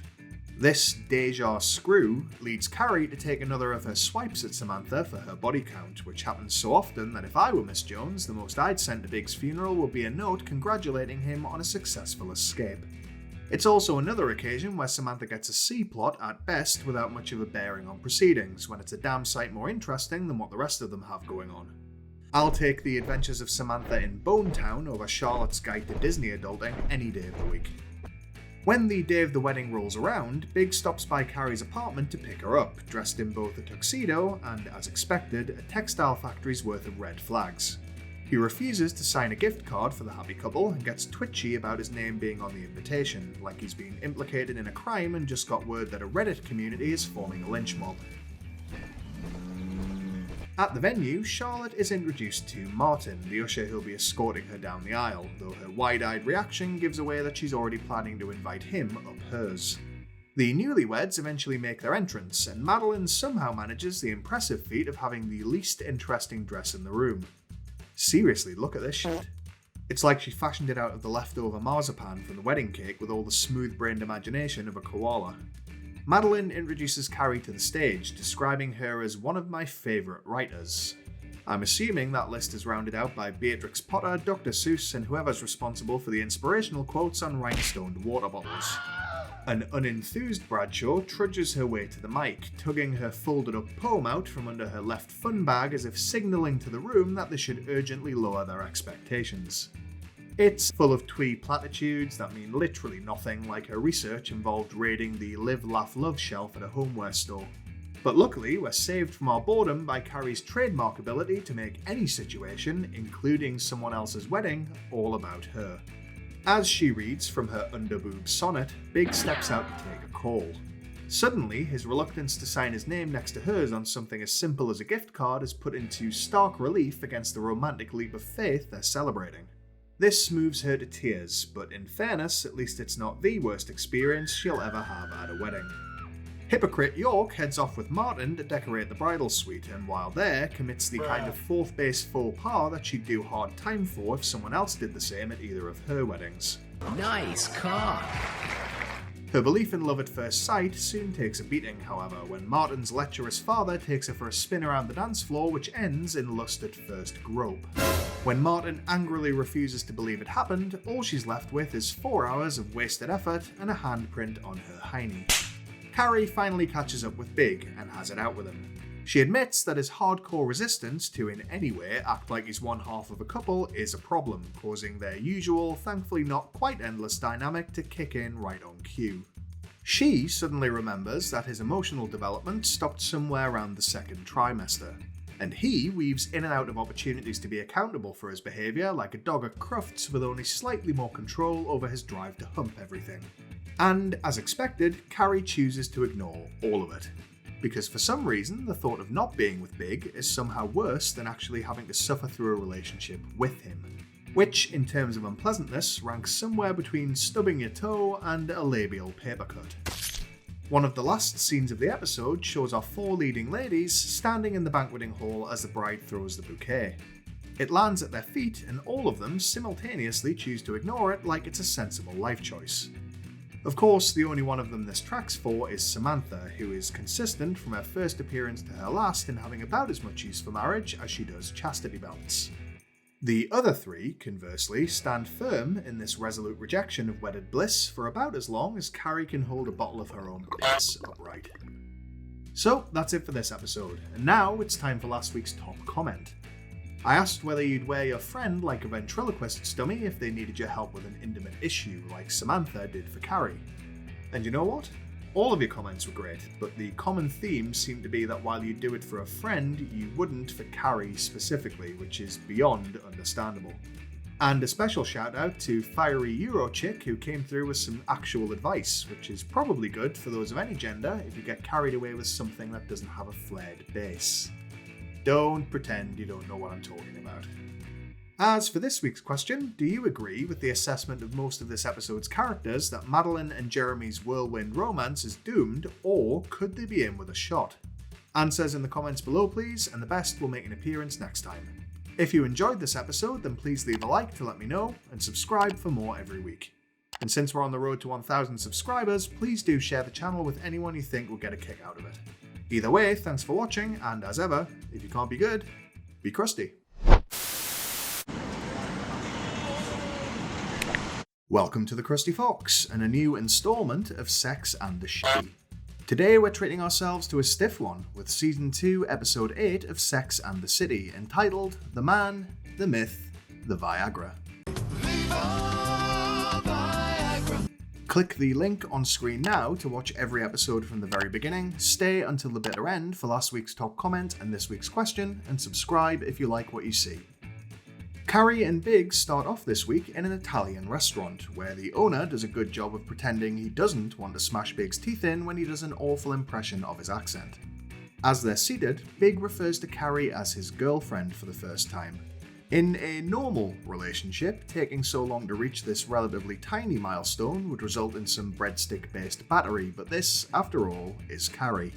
For her, these meagre crumbs are a feast, and she's beyond thrilled that he finally seems to be getting on board. By way of revenge for Big's cultural insensitivity, the restaurant's owner subjects the entire venue to an accordion-backed number which sounds like the dying screams of the Looney Tunes frog. Hello, my baby. Hello, my honey. Hello, my ragtime gal. Not to be outdone, Big gets up and ineptly croons his way through It Was a Very Good Year by Frank Sinatra, which is ultimately an ode to being past your prime, and therefore works on practically every level. No notes. Elsewhere, Miranda is on a date at a comedy club that's flopping harder than her future heterosexuality. Poised to ditch the joint, she threatens her date, architect Alan, with death if he abandons her. He thinks it's a joke, but we all know by now it's a statement of intent. While Alan gets the check, his phone starts to ring, attracting the wrath of the comedian. Pressured to answer it, Miranda finds herself on the line with his wife, and is humiliated when the whole club hears that she's the other woman. Presumably because murder is less fun for her with an audience, she leaves Alan to his marital strife. At lunch the next day, she catches Carrie, Samantha and Charlotte up on her latest justification for killing all men on sight. She wonders aloud why they're all liars, and whether buying what they're selling makes her needy, to which the answers are because you keep dating losers, and yes. A scandalised Charlotte isn't taking this attack on happily ever after lying down, however. She relays the tale of a friend of a friend of a friend whose participation in her boyfriend's extramarital affair supposedly wound up in divorce and remarriage. The others quickly shoot this down as a modern urban myth, a fable woven by scorned women in order to hang on to the last of their faith in true love. Think of them as Dar-Man videos, but without the steaming pile of shit component. By way of example, Miranda tells another tall tale about a woman dumping a commitment phobe, only for him to show up on her doorstep after she moves away. Which, Parisian spoiler alert, is ironically how the original run of this show ends, so the writers couldn't even manage to avoid their own cliché. When Charlotte takes the conversation to DEFCON 1 by citing Carrie and Big as an example of how men can change for the better, Carrie finds her bubble thoroughly burst under Miranda's furious cross-examination. The best defense she manages is that if they came together again, it's surely meant to be. She conveniently forgets that they came together again because she called him up and asked him out. Back home, chain-smoking her way towards the minimum word count, Carrie ponders relationship myths and whether the existence of the fabled perfect man is really any different to a Cyclops. I can help her out with this one actually. The difference is that with a Cyclops, you don't have to undo his belt to stare into his one big eye, and doing so won't result in you having to wash your hair afterwards. Having complained for weeks that Samantha never gets a decent plot, this week I'm forced to admit that it's always best to be careful what you wish for. As she unwinds at a bar with a post-work cocktail, she spots an older gentleman having drinks with future president and diseased scrotum skin stretched over a rock, Donald Trump. Whereas nowadays you'd probably down your drink and leave immediately in fear of an imminent armed insurrection, Samantha instead allows herself to be intrigued by his companion's smarmy advances. Wealthy septuagenarian Ed at least knows his limitations, using his fortune to mask the reality that back when Samantha was sucking on a pacifier, he was already sucking on Donald's rancid dick. As Big cooks her dinner, Carrie decides that something needs to be done in order to take him from myth to man. She invites him out to dinner with the other ladies at the appropriately named restaurant Denial, keen to show them the difference that she went full Nell when trying to explain earlier. She also responds to his request to season some meat by shaking a salt grinder over it, which doesn't look like a deliberate mistake, but nonetheless was missed by the editing team. Probably because they all quit when they realised where this is all heading. And while I normally assume that foreshadowing is too much to expect from this creative team, they do manage some consistent characterization when Miranda calls from a bar. It turns out that Carrie stood her up in favour of seeing Big, which Miranda is quick to remind her is a sign of their old dynamic coming back with all the persistent inconvenience of a herpes sore. Mind you, Carrie's selfishness does occasionally have an upside, because when Miranda orders another glass of wine, it's Steve Brady that serves her. Just when she thought Mr. Right didn't exist, along comes Mr. That'll Do. In a sign that the show isn't quite as on Miranda's side as you might think, they wind up back at her place, and after they ride the bony pony together, she ends up treating him as dismissively as all the men who she now uses as body cavity wall insulation. Samantha, meanwhile, is being wined, dined and bejeweled by Ed at his townhouse, while his evidently long-suffering staff look on with the kind of exasperation you only usually see in parents whose 10th crotch goblin just spewed into a vase. After dinner, old-fashioned Ed, who looks and sounds like his denture paste is on its last legs, makes it clear that he'd like to try the Kool-Aid down in Jonestown. As they get down to it, things seem to be going about as well as can be expected. Ed pops a handful of Viagra, Samantha tellingly asks him to switch the lights off, and all signs point to him making a hole in the welcome mat. Unfortunately, the sight of his geriatric ass in the moonlight proves too much even for his obscene wealth to overcome and sends her dashing out into the night. I do have to give this one to Sam, however, owing to the fact that Ed's caboose looks like 2 Ziploc bags of rice pudding being used to, quite literally, cover a manhole. This is also the only time Viagra is actually mentioned in the episode, by the way, I'd guess because it was the next big thing, pun intended, in the late 90s. Back at Miranda's murder house, she receives an unexpected visitor in the form of Steve. He explains that his unannounced drop-in is because he has something to tell her. After a sexual encounter in 90s New York, this would usually be the precursor to booking a same-day appointment at the free clinic. Luckily, Steve's urgent news is that he likes Miranda, which could be genuine, or just his way of lowering the threat level after spotting her trailing him down the street with a length of rope and a power drill. Persistent Steve manages to bag himself a pre-denial drink with Miss Hobbes. He probably feels safe to put himself out there because at this point, a then early 20s Che Diaz would be busy stinking up the comedy club that Miranda can never set foot in again. That evening, Carrie rocks up at Big's place for a warm-up drink and finds the version of him she kicked to the curb last season alive, well, and lounging around in its boxers. He blows off dinner with her friends and true to form, she meekly accepts his garbage rather than call him out like a normal adult human. The lies continue at the restaurant when Carrie pretends that Big is still on his way, but Miranda provides a handy distraction when her loathing for mankind leads her to needlessly humiliate Steve. He then asks the question that's been a season and a half in the making. Why does Miranda hate men? Of course, she doesn't hate them. She just prefers them embalmed. When Big actually does show up for Carrie after all, Miranda goes dashing after poor Steve, who, looking back, was this close to escaping with his dignity. Harking back to one of the earlier fables, she catches up with him for a rain-soaked kiss, and so their relationship begins. Part old-school romance, part locking him into an eventual marriage so he can't testify against her after discovering her Sweeney Todd-style corpse basement. Back inside, Big comes close to winning Samantha over, until he jokingly reveals that Carrie told him all about her dalliance with elderly Ed. Hindsight is a wonderful thing though, because at least Ed probably bit the big one with more dignity than dropping dead in the shower with an exercise bike-related boner. And that's it for this episode. If you enjoyed it, please drop a like, subscribe for more every week, and scatter these videos amongst your friends and family like they're the ashes of an asshole ex-husband you can't wait to get rid of. Which brings us to last week's top comment. I asked whether Madeline and Jeremy's speedrun marriage could go the distance, leading Amzy Wamzy to predict their union will be as long-lasting as a blast of butt hair harmony. Short and brutal, like Tom Cruise at a Scientology initiation ceremony. Good stuff. And lastly, this week's question. Was any of Big's behaviour this week a sign that he'd at least improved a little, or just a brief rest stop on the road to relationship hell? Answers in the comments below please, and the best will make an appearance next time. Either way, thanks for watching, and as ever, if you can't be good, be crusty.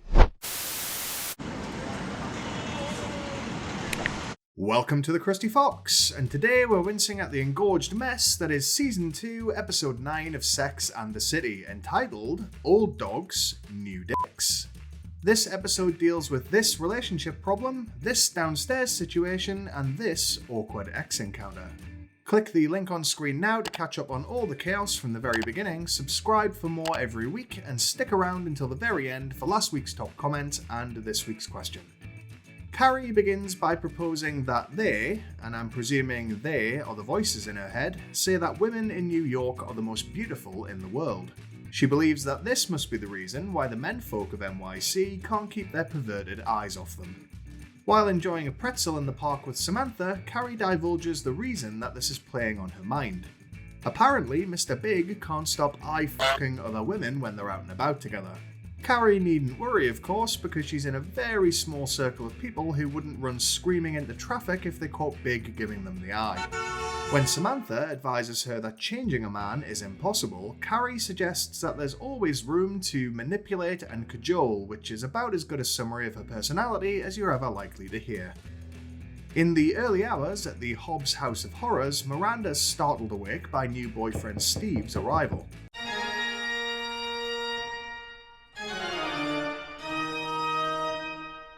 We're led to believe that their opposing schedules are wiping Miranda out, but I'm fairly sure the main problem is how it eats into the time she usually spends stitching together her man suit. When Steve puts the early morning moves on Miranda, Carrie's voiceover horrendously tells us that the only thing Miss Hobbes likes inside of her in the morning is a cup of takeout coffee, which I'll be filling back up with my vomit as soon as she's done with it. Charlotte is also seeing someone new. Feared restaurant critic Mike, whose 5-whisk rating system disturbingly makes its way into his pillow talk. Charlotte overlooks it, mostly because she's focused on getting Mike to use his more literal utensil to scramble her eggs.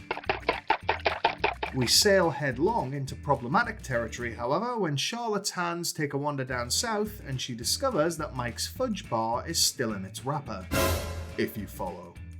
She explains her hysterical horror over lunch with the ladies the next day, starting off strong right out of the gate by comparing it to a Shar-Pei and asking what went wrong. Carrie reminds her that most men haven't had a little skimmed off the top, which does little to derail her spam dagger shaming. Just to get this out of the way for those who aren't in the know, according to the World Health Organization, the USA's rate for lopping off snoods is anywhere up to 92%. In Western Europe, it's 20% or less. And in the course of researching those figures, I was forced to bear witness to this truly upsetting Google search suggestion. I can only assume that somebody was brainstorming solutions after seeing Prince Charles's hot dog fingers. Later on, Carrie's annoyance with Big's inattentiveness boils over. His over-the-shoulder lusting after a woman dressed like she's on her way to beat $100 bills out of married bankers almost provokes Carrie into telling him the truth, but she chickens out. At home, Carrie word vomits out this week's column and wonders why it seems so hard for Big to change how he acts around her. She boils this down into the question, can you change a man? I assume Big is across town, frantically searching Ask Jeeves for the question, how do you fake your death? Coincidentally, Charlotte the body shamer is already on a mission to answer Carrie's question. On another date with Mike, the knowledge that he's sporting an inch or two extra causes her to recoil from a kiss like he just told her he voted Democrat. Noticing her disgust, Mike reveals that he's decided to get circumcised, saying that he's been uncomfortable long enough. Here's a tip, idiot. Wash properly. Charlotte, who last season tried to persuade a man to go cold turkey from Prozac, declares that Mike's willingness to have his wang carved up, seemingly just for her, is sweet.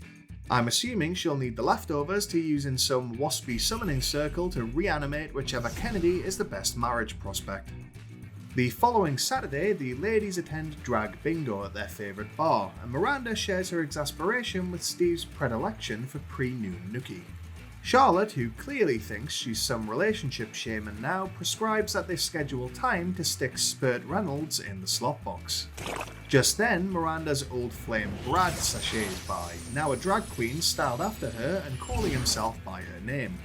I would spend more time talking about it, but it's another potentially interesting Samantha moment left hanging with no follow-through, like dosing your archenemy's dessert with X-Lax only for them to leave before the backdoor fireworks begin.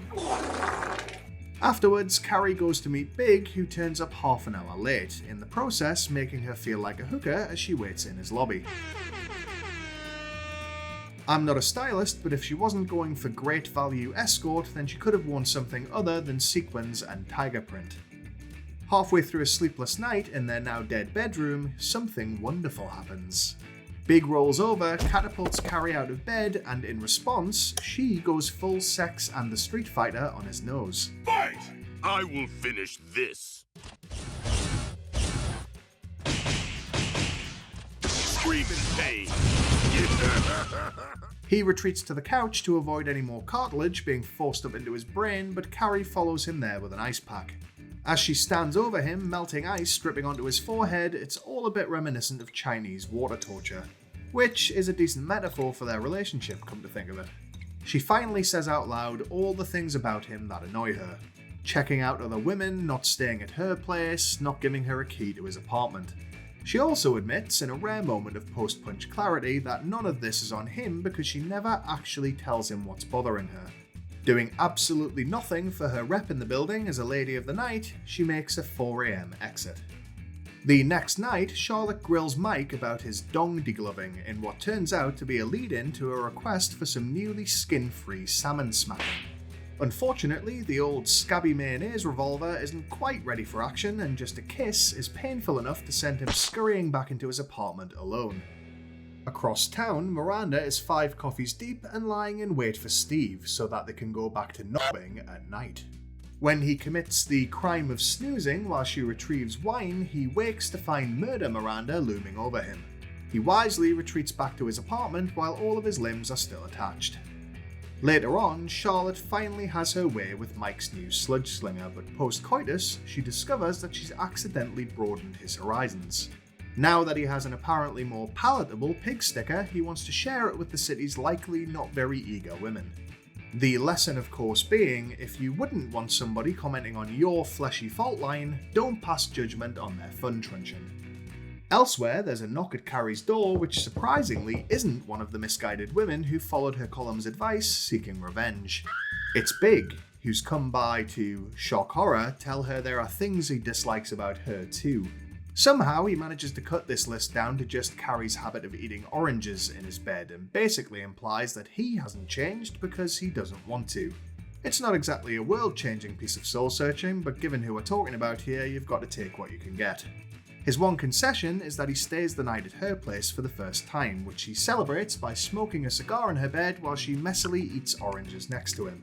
Remind me, please, why we're supposed to think anyone would want to be with either of these people. Back at Miranda's, Steve calls from outside his bar so that they can look up at a rare blue moon together. This romantic gesture proves enough to lower her Fort Knox level defences, so she invites him back over and gives up on her rules about daybreak king. Carrie's closing voiceover notes that while it might be impossible to change a man, you can sometimes change a woman, which in terms of sending progressive messages to a predominantly female audience comes off less Erin Brockovich and more Grease. But it's worth remembering that it was the audience who decided that this series was any sort of feminist touchstone, seemingly in direct conflict with its actual content. Then again, it was the 90s, and a culture that was also responsible for the rise of jorts, sweater vests, and Tommy Hilfiger really shouldn't be trusted with anything. And so, we reach the end of another episode. If you enjoyed yourself, why not drop a like, subscribe for more every week, and share these videos with your nearest, dearest, and most foreskinned.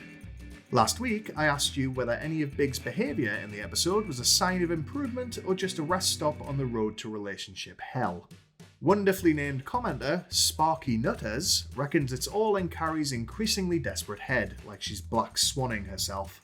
All fine by me, so long as we don't have to watch her do ballet.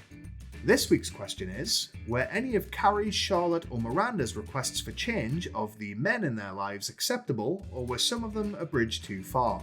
Answers in the comments below please, and the best will make an appearance in the next video. Either way, thanks for watching, and as ever, if you can't be good, be crusty. Welcome to the Krusty Fox, and another go-around for sex and the shitty in an episode entitled The Caste System. Set your phasers to problematic in an installment which includes this, this, and this. Oh no! Check out the link on screen now to watch the horrible history of our leading ladies from the very beginning, subscribe if you like what you see, and stick around until the end for last week's top comment and this week's question. It's springtime for Shetler in New York City, and Carrie already has a problem 30 seconds in. She's edging towards telling Big she loves him, but finds it hard to just come right out with it. That's because she prefers to spend weeks on end coquettishly dancing around it while her resentment-fueled anger builds to a peak that would make Naomi Campbell piss her pants. Like a burger van kebab after a night out, it finally slides out of her a few days later. Naturally, she chooses the worst possible moment for it, namely when Big proudly drops a steaming log of his own in the form of a hideous sparkling duck purse. For anyone else, this would be the end of the relationship. But Carrie gets what she deserves for this affront to romance when Big's reaction is to peck her on the cheek and run for the door. Hands down the best decision he makes between here and going Peloton shopping. Elsewhere, the good ship Miranda and Steve is heading for stormy waters. She's letting him pay for their dates, but restricting them to places that she decides his bartender wage packet can actually stretch to. It's all a bit patronising, like she's part of a mentoring program with an extremely lax ethical code. As they enjoy $6 pizza at her latest carefully curated venue, the topic of her law firm's annual dinner comes up, and Steve suggests he could wear a gold corduroy number that's already in his wardrobe. Somehow, Miranda resists the urge to drag his face down the nearest Parmesan grater. They drop by his apartment to view the offending article, and we discover that he's living in a cross between Charlie and Frank's apartment from It's Always Sunny and the bathroom from Saw. If the next scene was him revealing his roommate to be Rakakuni, surprise would have been maybe my third or fourth reaction. He jokes that he modelled the place after De Niro's in Taxi Driver, which I take to be a serious warning that their relationship is part of a psychotic break he had just before they met. Later, and in the middle of a catastrophic irony misfire, Miranda explains Steve's lower income and apparent lack of ambition to the ladies, while they're pampered by minimum wage pedicurists. Charlotte, whose bedroom should have a "you must be this rich to ride" sign outside of it, pejoratively refers to Steve as working class, and chews out the others for pretending they live in a classless world. To prove their hypocrisy, she gestures to the poor woman tasked with scrubbing the sulphur from her cloven hooves.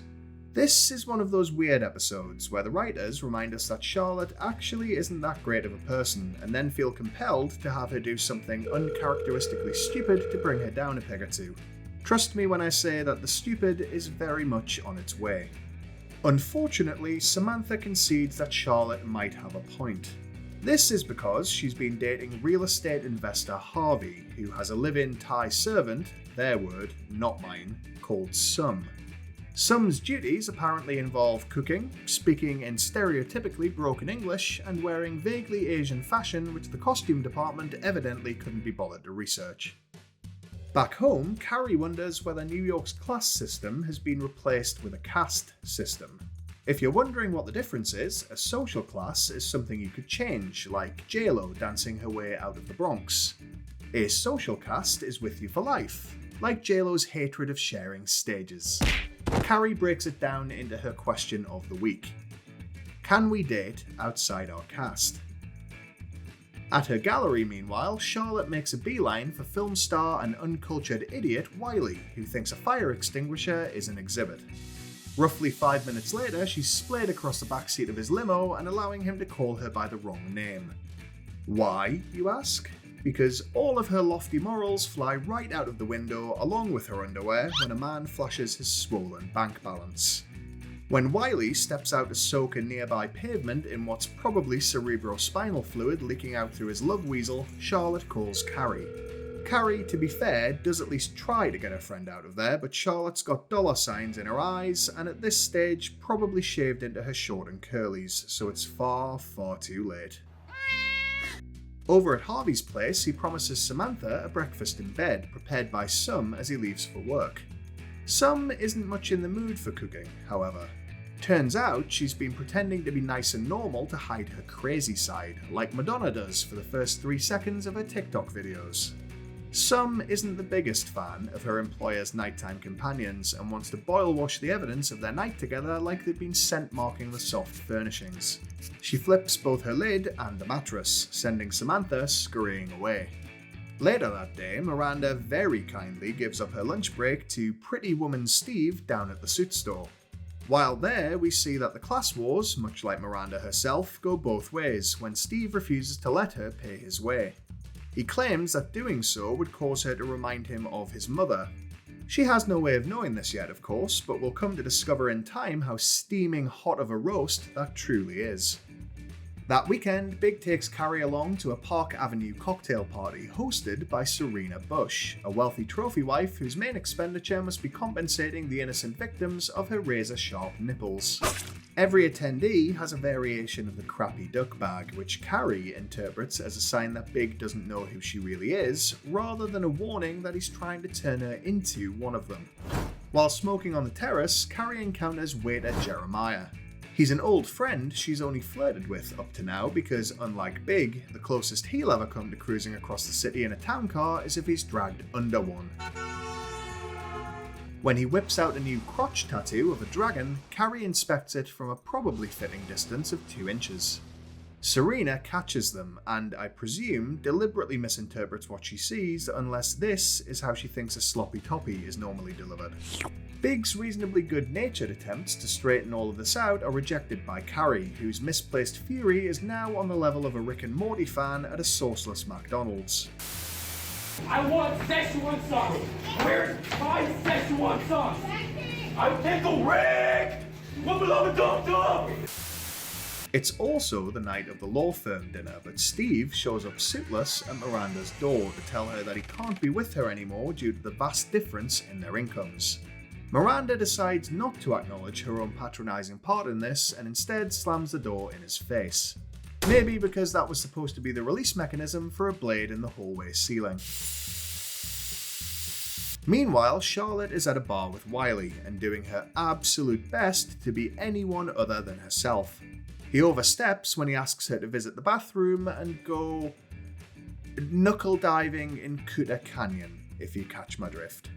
That's Charlotte's cue to ditch him, and she heads home to probably shed her skin like a snake in readiness for the next time the writers remember that she's the worst. Outside Carrie's building, she drunkenly stumbles home not with Big, but a newly fired Jeremiah. Carrie, who literally last week couldn't take the idea of Big looking at other women, feels affronted enough to indulge in some infidelikissing. She pulls Jeremiah up to the apartment to introduce her crouching tiger to his hidden dragon. Back in Harvey's bedroom, he nips out for a post-plow shower and Samantha receives some more summary justice. She comes storming in to give another dressing down, brandishing a Trojan wrapper in Samantha's face and wrestling over the sheets, which on their own could be lead-ins to a very different storyline. When Harvey comes back to investigate the commotion, Sum dramatically throws herself to the floor and claims that Samantha hit her. Conceding defeat, Samantha heads out, leaving Harvey and Sum to a weird dynamic which could probably be a spin-off all on its own.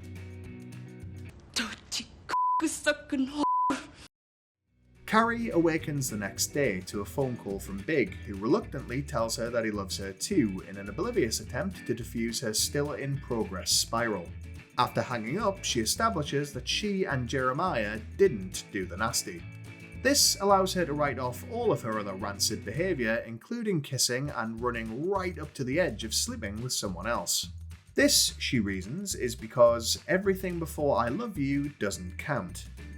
The simpler explanation being, of course, that she's just a massive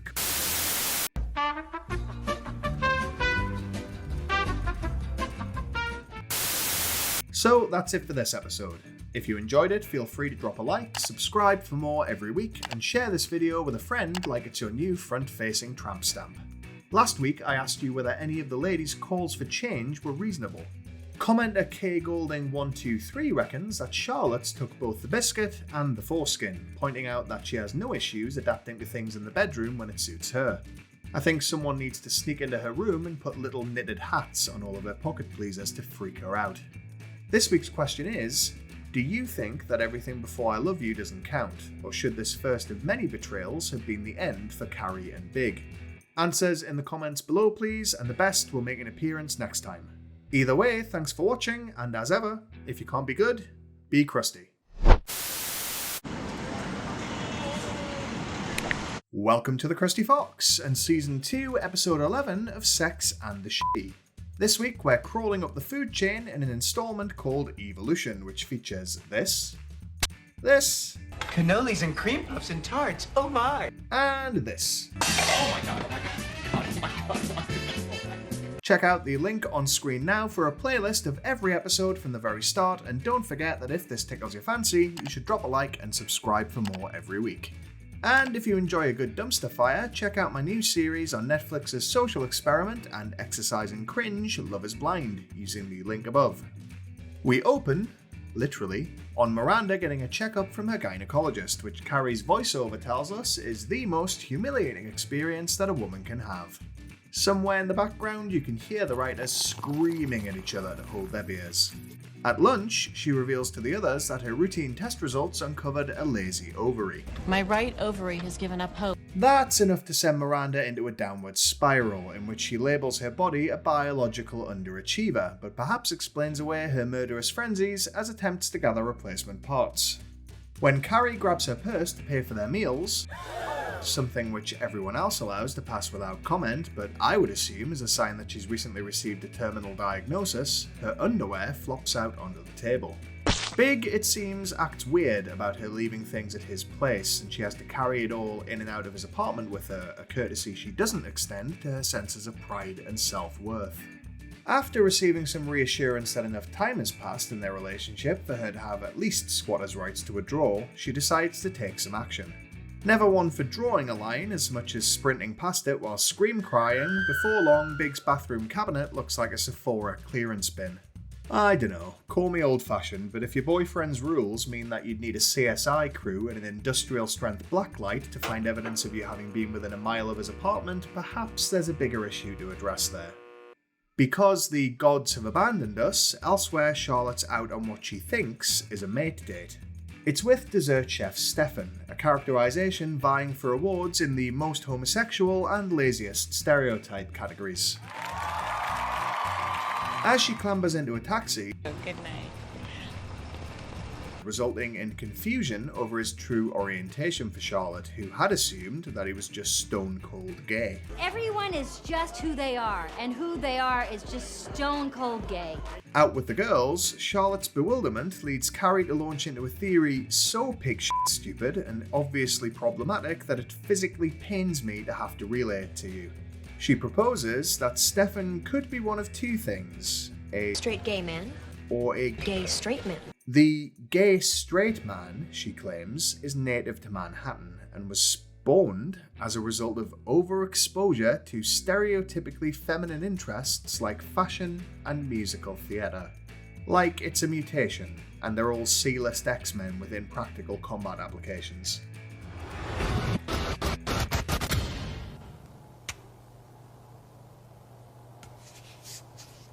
Samantha further elaborates that this particular type of man is heterosexual but has a lot of great gay qualities.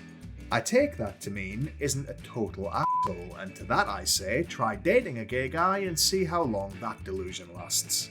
When Carrie points out the teeny tiny purse in her hands, Charlotte realises that she left her stuff at Biggs with a knowing look that says she might as well have written "Carrie was here" in her own shit on the toilet wall. When Carrie also reveals that she made an offering to Biggs' porcelain throne for the first time, Charlotte explains that this is a sign that the romance has gone out of their relationship. Frankly, even at the beginning, you'd have had more luck finding a pulse at a Doomsday Cult's cocktail party than romantic intrigue in Carrie and Biggs' dynamic. Thankfully, all of this bullshit is interrupted by the arrival of a drink for Samantha from former lover Dominic, who's lurking nearby. Samantha strolls over to say hello, breezing past him, having dumped her for an Icelandic model because she believes that she's since evolved past him. As we'll discover, she shares that honour with anything more genetically complex than sea monkeys. Later that evening, Big shows up at Carrie's apartment with a Barney's bag full of the old tat she'd been leaving like droppings all over his apartment. For once, she confronts him and says he should leave things at her place too, but Big does his usual by pretending not to understand normal relationship dynamics. Because he's a dick. After he successfully dodges another serious conversation, she lies in his lap and he scratches her head like he's rewarding a dog that he just trained not to crap on his rug. I wish I was making it up, but look, there it is. But the next morning, it's still on her mind and leads to her burning question of the week. Are New Yorkers evolving past relationships? That Friday night, Samantha's on a mission to prove that they most certainly are. She's dressed to kill for dinner with love rat Dominic and has revenge on her mind. But her plan to leave him with danglers so blue they look like they've been chewing something they found on the floor of Willy Wonka's chocolate factory hits a snag. It's his cock. The snag is his cock. At Stefan's bakery, Charlotte decides to draft in what we're told are experts in order to drag him kicking and screaming into a label. Those experts are Carrie and Stanford, whose usual attitude to sexuality reads like the Westboro Baptist Church were invited in as guest writers. Stefan fires off a fresh round of mixed signals, leaving Charlotte no closer to figuring him out. His royal blatchness suggests that he must be straight because he finds him attractive. Oh my! Which I would criticise, but it's actually the closest to reality anything he's said has ever come, so I'll let it fly. One quick aside though, this isn't the last time that we're given the distinct vibe that the creative team had some questionable beliefs. In this case, they pretend bi and pansexuality doesn't exist, and that defying binary classification makes you both confused and confusing. To some degree, it's a product of a less enlightened time, but you'd have to go pretty far to find a show responsible for more bi-pan erasure. Like Will and Grace far. Regardless, this show was created by, and is often written by, members of the LGBT+ community, and that this is how they choose to represent themselves and others, frankly, makes me want to sit on a knife.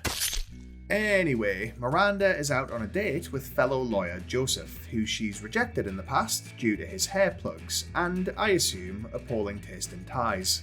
Her admission that she's considering freezing her eggs, which regardless of whether someone asks is not what I'd call first date territory, sends Joseph off on an anti-science and very anti-women rant.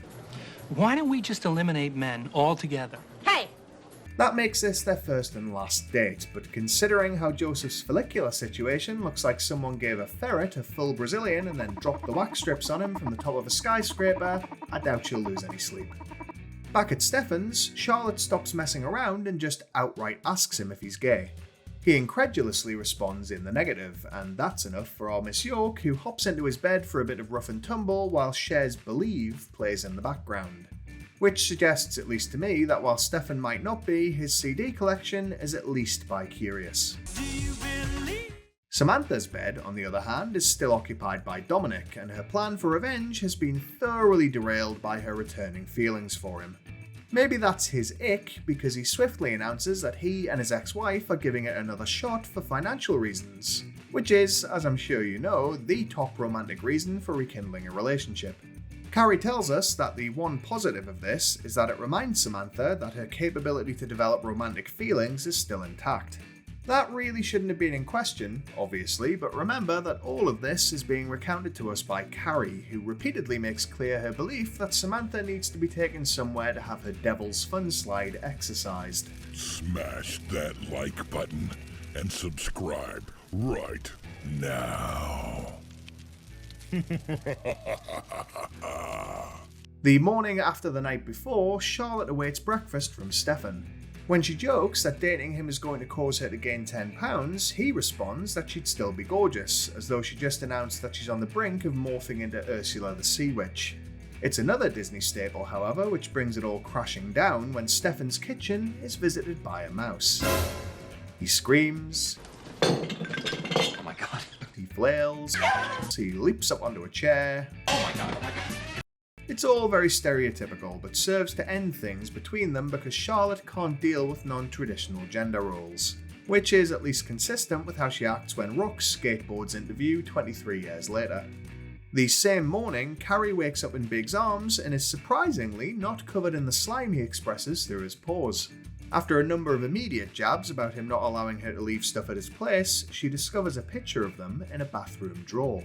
She takes this as a positive sign, and one meaning that she doesn't need to leave her mark on the apartment, but worryingly doesn't question why the picture is under a towel and next to some toothpaste as opposed to, I don't know, framed and displayed somewhere like normal people do. It's probably easier for all of us if we just assume that Big is an undercover cop investigating how a D-list weekly columnist lives alone in a Manhattan apartment with a closet full of designer clothes. Don't try to tell me that it wouldn't explain everything if all those shoeboxes were stuffed full of devil's dandruff. So that's it for this episode. If you enjoyed it, drop a like, subscribe for more every week, and share this video with a friend, or Miranda will break into your house and extract your eggs. Last week I asked you whether the waiter-based indiscretion which Carrie graciously forgave herself for should have been the end of her relationship with Big. Commenter Mary Berry reckons that should have been it, saving us from the hell of the sequel series. Look on the bright side, it can't be any worse than the hell Big ends up in after episode 1. This week's question is, should Carrie have been so bothered about leaving her mark on Big's apartment, or is it not that huge a deal? Answers in the comments below please, and the best will make an appearance next week. Either way, thanks for watching, and if you can't be good, be crusty. Welcome to the Krusty Fox, and Season 2, Episode 12 of Sex and the Shitty. This week we're smiling through the agony with an installment called La Douleur Exquise, or The Exquisite Pain. Expect a bit of this. This. No, you didn't. And of course, this. And then you're on a plane to France for maybe a year, or you're a freaking old man. Remember that if this video hurts so good, you should drop a like and subscribe for more every week. And check out the link on screen now for a playlist of the whole throbbing mess from the very start. We open on the titular new S&M themed restaurant, which Samantha's PR firm is hosting the opening of. After being told that the dress code is kinky, Charlotte rocks up with kinked hair, and it's difficult to tell whether she's making a kind of nod wink wink joke or is genuinely the most naive person in the city. A title she'll retain until Anna Delvey starts making friends, at least. I do not have time for this. I do not have time for you. Inside with the other ladies, and a visibly uncomfortable Stanford, Charlotte labels the leather gear all around her humiliating and claims not to have a fetish of her own. I think somebody needs to teach her what fin dom and fin sub mean. My money don't jiggle jiggle, it folds. I'd like to see you wiggle wiggle. This leads to another spectacular schooling from Samantha, who blithely informs her that what she's seeing is healthy sexual expression from people who aren't ashamed to let it all out. Unlike Charlotte, of course, whose only experience of public sexuality is sitting above the wheel arch on the bus and hoping for a speed bump.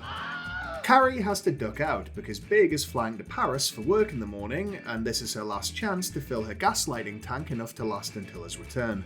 The next morning, Big admits that he might need to move to France for up to a year. Wait.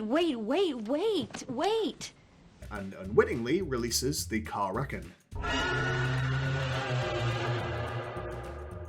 Stanford, it transpires, is living a secret double life online under the username Rick9+.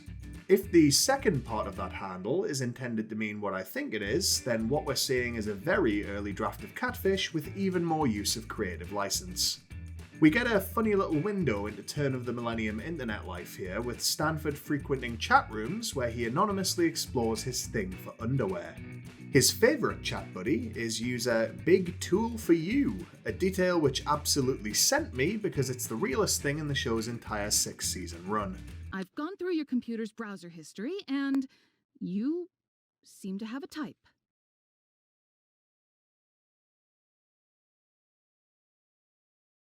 The next day, Charlotte's attention is grabbed by a shoe store's window display, and she rushes inside like someone just told her they were staging a book burning.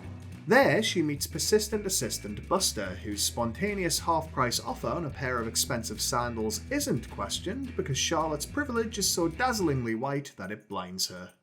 At a brunch that threatens to turn into a lynch mob, Carrie vents about Big's blasé attitude to putting an ocean between them. I wanted to kill him. Presumably because the tracker she implanted under his skin only works up to 10 miles. Her issue is that she wasn't a part of his decision-making process, but I'd guess that the hair trigger volcanic fury she barely keeps in check probably factored in somewhere. Back home, and channeling her murderous anger into a new column, she decides that her relationship with Big is like S&M. Carrie obviously identifies herself as the masochist in that equation, but frankly, which of them is playing the sadist flips more often than a mattress at a whorehouse. She ponders how even a relationship formed around pain has its own clear limits, and turns this into her headline. In relationships, how do you know when enough is enough? Elsewhere, Miranda is out on a date with Jack, who she met through their shared love of historical fiction, a sentence so utterly boring that half my internal organs fell asleep as I said it. Thankfully, Jack spices things up a bit by revealing that his thing is for bumping uglies outdoors, where they might get caught. Miranda finds herself unexpectedly game, and before long is a sex tourist in her own city, taking in moving taxis, restaurant bathrooms, and hotel elevators, even the alleyway outside Mark Twain's house. While she's having her Huckleberry Finn seen to, Carrie's having a polar opposite experience by counselling Stanford over drinks. He confesses to both his cyberspace sexy times and his worry that Big T won't think he lives up to expectations in real life. While this is a sympathetic moment for Stanford, it's not without its basis in reality. Let's be honest, he looks and dresses like a young Hans Moleman did about 2 semesters at fashion school. After sending Stanny back home to ruin his keyboard some more, Carrie downs a few more cocktails and calls Big in Paris. Perhaps, unsurprisingly, being on a different continent does nothing to stop her from making sure you never have a good night's sleep again. After a drunken verbal beasting in which she manages to both call him old, Well, you're a freaking old man. You should be thinking about somebody else. and rattle off some half-baked female empowerment talking points, I am a woman. A woman. he hangs up. She immediately realizes that she's found and unwisely crossed the line with Big, which would have happened about an hour into the first date for literally anybody else. Meanwhile, Charlotte's back at Buster's shoe shop and doing a poor job of pretending it's for something other than the prospect of a further discount. She gets more than she bargained for when he offers to comp a new pair in return for her allowing him to rub her feet. Naturally, little Miss Prim and Proper is perfectly happy to let him get his foot fetish fix, in spite of spending most of her life acting as though it's a Jane Austen remake called Pride and Prejudice and anything other than missionary makes you a whore. Before we move on, I do just want to draw your attention to this toe ring of Charlotte's. I know it was the 90s, but there will never be an excuse good enough. It isn't until Carrie and Miranda give Charlotte an overdue reality check about the situation that she realises these shoes need to be returned. That's also after she walked the streets of Manhattan in them, and having been there myself, I was surprised that she didn't have to scrape 9 miles of chewing gum and the contents of an overflowing sewer off them first. Things take a sharp left turn when Buster instead offers her a trade. Keep the shoes, but earn them by modelling some new pairs he just received. Apparently 6 is his limit though, because that's when he busters a nut right in front of a horrified Charlotte and brings their little arrangement moaning to a halt. When Big returns from Paris, Carrie is at his door within the hour, dressed and speaking like an adult Madeline in the grip of psychosis. Bonjour! Voilà le French hat, voilà le French pie. Ever reliable, Big quickly anchors her back to reality by taking her apology for their earlier argument as the launching pad for a new one. He tells her not to consider moving to Paris just for him, or to expect that it would mean anything even if she did, resulting in one of their better fights due to it including projectile filet-o-fish. I am such an idiot! She storms back home and finally acknowledges that the bigger twat between the two of them is her, for allowing him to act the way he does and always going back for more. I mean, just like all of her sensible moments, it's destined not to last, but at least we get 10 seconds of reason before the insanity resumes. Speaking of, Stanford gets even more screen time when he visits an underwear bar to meet his E-wank pal. Are you, like I was, wondering why he's suddenly getting to exist independently? Reflect on the particulars of his storyline this episode, go look up who wrote it, then draw your own conclusions, just like I did. Faced with what are helpful sign labels a mandatory clothing check, Stanford disrobes down to his tighty-whities in a move that's good for overcoming his insecurities and for showing every guy in the room that his username is not to be taken literally. While he doesn't meet the mysterious big tool for you, he does meet a guy who admires his apparently French undercrackers in a scene which sells as much of a fantasy about gay men as the show usually does about straight women.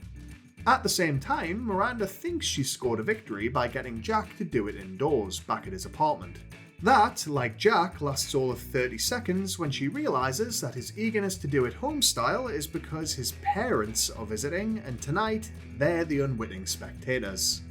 As Jack finishes, under his folks' mortified gaze, so too does his relationship with Miranda. Across town, Big turns up at Carrie's door, and after they spend a silent night together, she realises that it's over, because once again she wants more than he's willing or able to give. He leaves for Paris, setting up some of the show's more grim future storylines, not least the impending return of Skipper in a couple of weeks. I just want you to be prepared. Hey, congratulations, you're still watching! You win a prize. The prize is this smile. What? I didn't say you'd like it. If you enjoyed this video, please do drop a like, subscribe for more every week, and share this video with a friend or Stanford will get his Rick 9+ out. Last week, I asked you whether Carrie should have made such a thing out of leaving her stuff at Big's apartment. Commenter Ree says no, and that she should stuff it in a drawer of her own back home.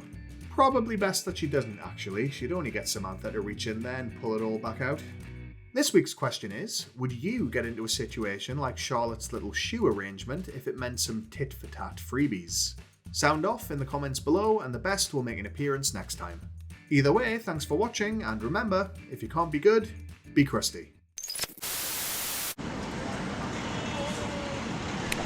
Welcome to the Krusty Fox, and this week we're going for the jackpot with Season 2, Episode 13 of Sex and the Shitty.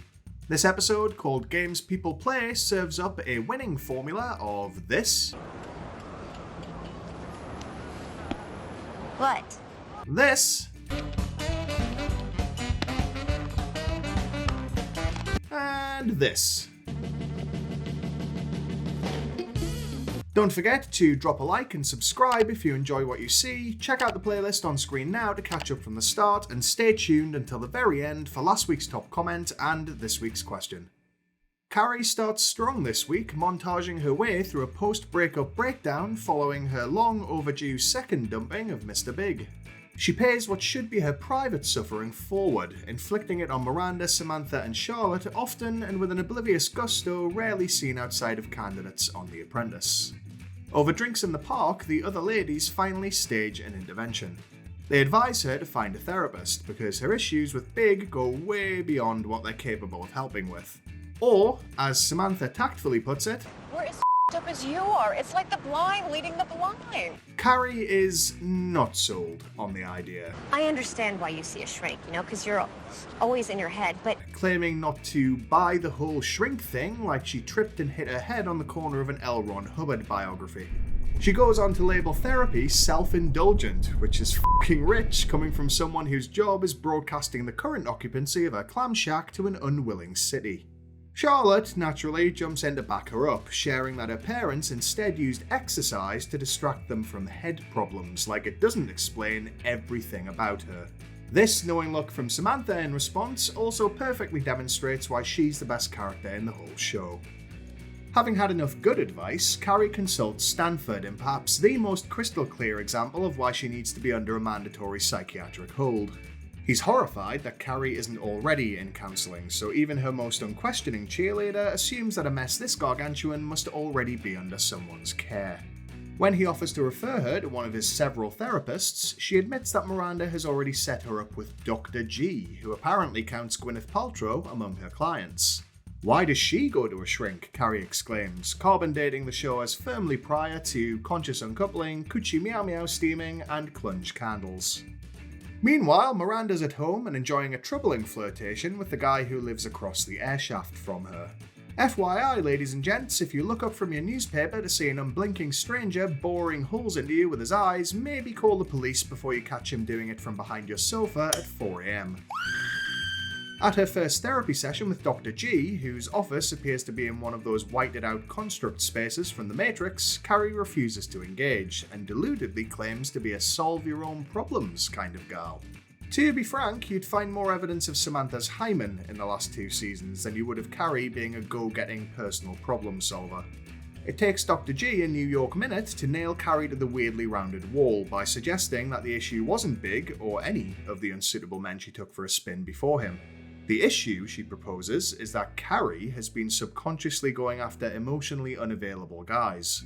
Similar to sleepwalking, but she's led around by her crotch like a cartoon character floating towards the smell of a freshly baked pie. On their way to a bar, Charlotte decides now is the time to come out as the Billy Mays of manipulation. What? Billy Mays? Who's gay? Hello?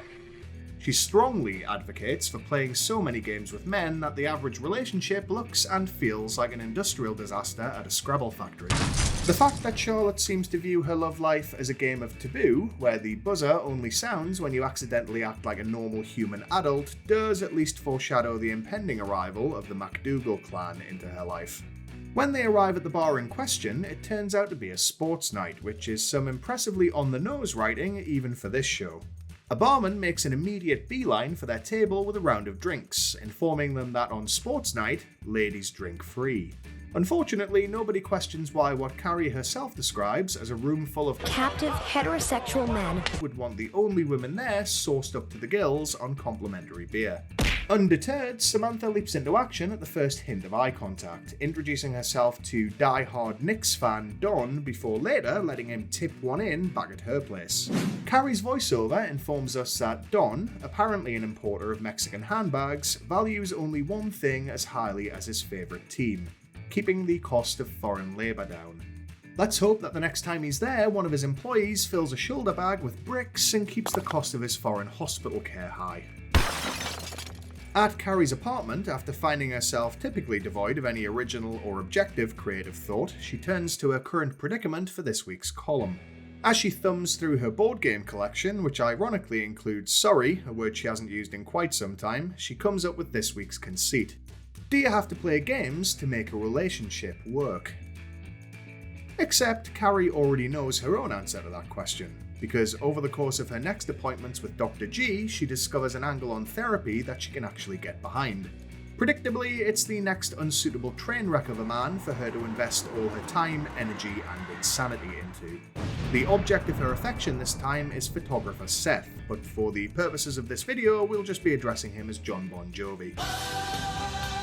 Carrie, who remember definitely doesn't play games, turns up early to her next session dressed like she came from the opening of a Forever 21. Fully made up and in maximum ingenue mode ready for John's appearance, she pretends not to care that he's there, refusing to make the initial approach. Never mind therapy, Carrie needs to be studied. Bon Jovi hands over his business card, which I assume he brought with him because the first thing people want when they've just finished discussing their personal trauma is a new set of headshots. He asks Carrie out to dinner, and she takes this in the expected way, which is to say as validation for a game well played. What she doesn't do is question why it was all quite so easy, and what JBJ's interest in her might really be. In the pantheon of potential bad ideas, this ranks somewhere between staging a cheese mukbang for the lactose intolerant and innocently asking Trisha Paytas whether anything upset her today. Back at her apartment, Carrie updates Samantha on her real-life game of Dream Phone, discovering in the process that Don is still on the scene. However, he's only willing to crunch guts on nights when the Knicks win. After a figurative dry spell for the team, and a literal one for Samantha's downstate condo, a rare win that very night sends her racing over to Don's place to see if she can get him to go strong to the hole, so to speak.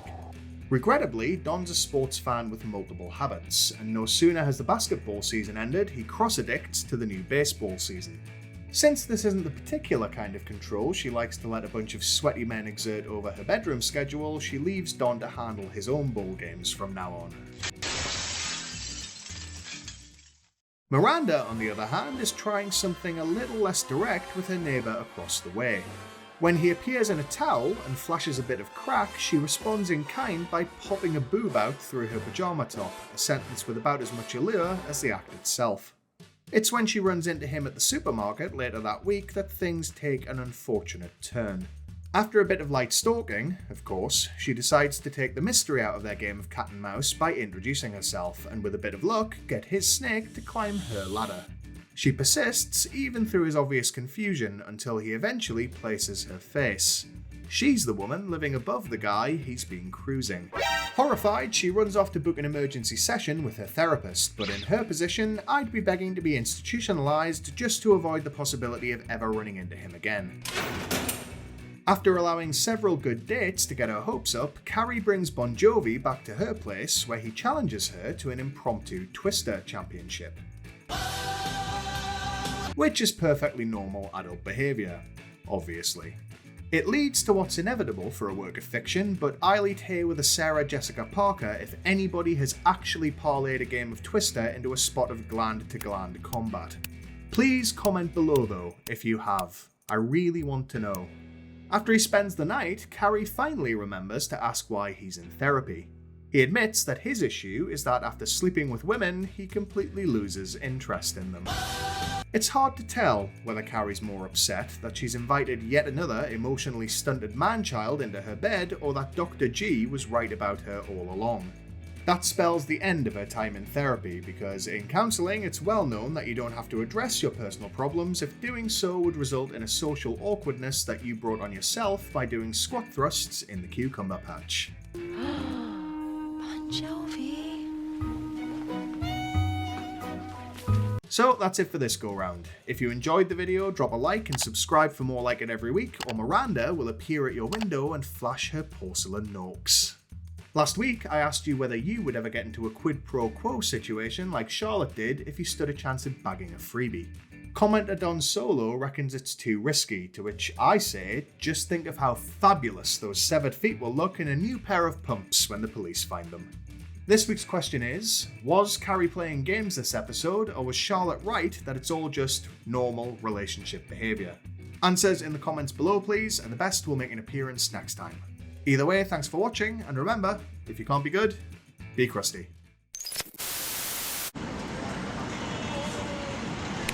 Welcome to the Krusty Fox, and the next brand spanking old episode of Sex and the Shitty. This time, our friend with benefits is an episode called The F*** Buddy, and its perks are this. No, I'll tell you, I've been friggin' wonderful now that I've got you out of my system. This. What is a buddy? And this. Oh, cool. I see. No. Don't forget to like and subscribe if this episode tickles your pickle. Check out all of Carrie's grey areas from the very start using the playlist link on screen now, and stick around until the climax for last week's top comment and this week's question. As we begin, just remember that forewarned is forearmed, and I did give you the heads up weeks ago that Skipper is briefly back on the scene this time. But you're here now, and so we're just going to have to suffer through it together. Carrie bumps into him on the street, where he's bruised and frantic, apparently, after another in a string of breakups he claims not to have had a hand in causing. Which you and I both know has about as much to do with the truth as Charlotte does with fundraising for Democratic senators. I am once again asking for your financial support. Skipper's most recent escapees, all of whom are inexplicably successful, articulate, and good-looking, gave him a series of transparent excuses which only served to shoot his incel meter up to record heights. Seemingly channeling last week's therapy sessions, Carrie realises that Skipper's stuck in a pattern of going after women who ultimately lose interest in his nice guy narcissism. The assumption remains that the women in question are looking for jerks, but it seems to me that they're more concerned with outrunning his white knight wankery. At a picnic the next day... Sorry, we need to address the elephant in the room. Everybody's acting like nothing's wrong, but Carrie's dressed like Little Red Riding Hood on her way to a shift at the Hellfire Club, and Miranda looks like she's on the run from a birdwatching cult. What the f***? Moving on as best we can, Carrie starts seeing patterns everywhere, like she's fashioned a tinfoil hat out of condom wrappers. She suggests that Miranda's newest suitor, lawyer and eternally unsatisfied rage beast Kevin, is evidence of hers, choosing demonically angry psychopaths over simpering wimps like Skipper. While Samantha claims to be too free an agent to fit a pattern of her own, which Dr. Carrie smugly and nonsensically diagnoses as a pattern in and of itself, Miranda zeroes in on an apparently obvious one for Charlotte. All three of them absolutely rinse her for projecting wild fairy tale fantasies onto any passing man with a pulse and a credit limit. Back home, and hung up on Miranda's assertion that she could easily repeat all the same mistakes she made with Big, Carrie gets to work blowing up this latest relationship strawman into an extinction-level threat.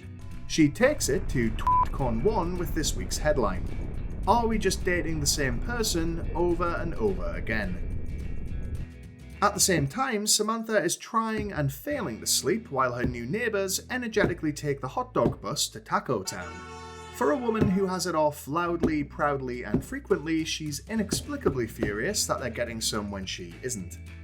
Her annoyance eventually becomes intrigue, and before long, she has a nightly ritual going where she awaits their venereal combat with a glass of wine, her right hand, and a fat jazz cigarette.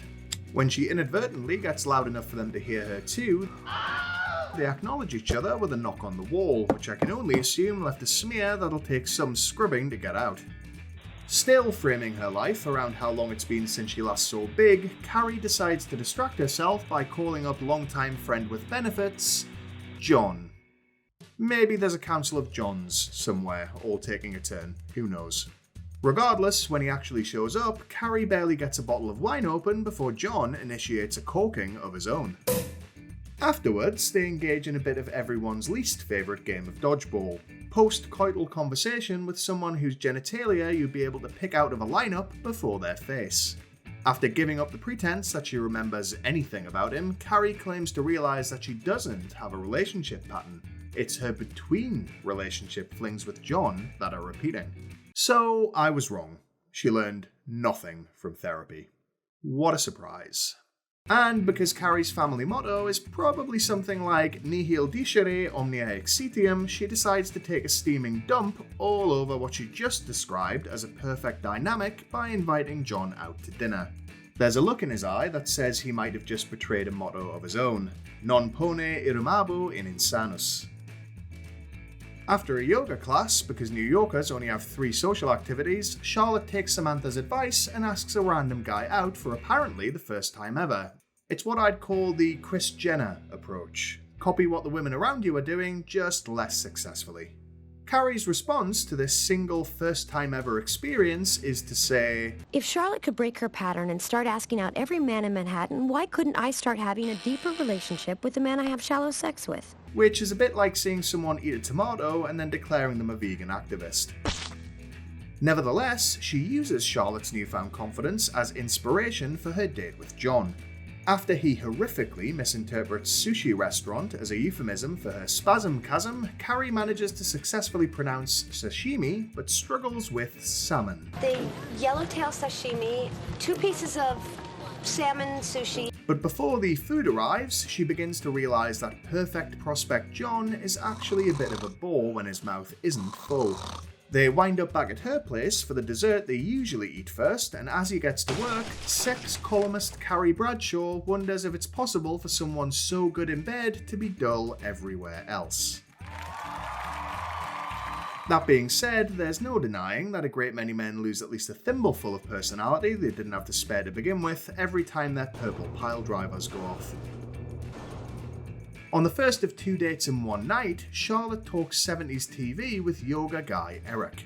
When he makes the mistake of mentioning his potential future children, her expression could either mean excitement or an imminent attempt to unhinge her jaw and eat him in the hopes of reproducing asexually.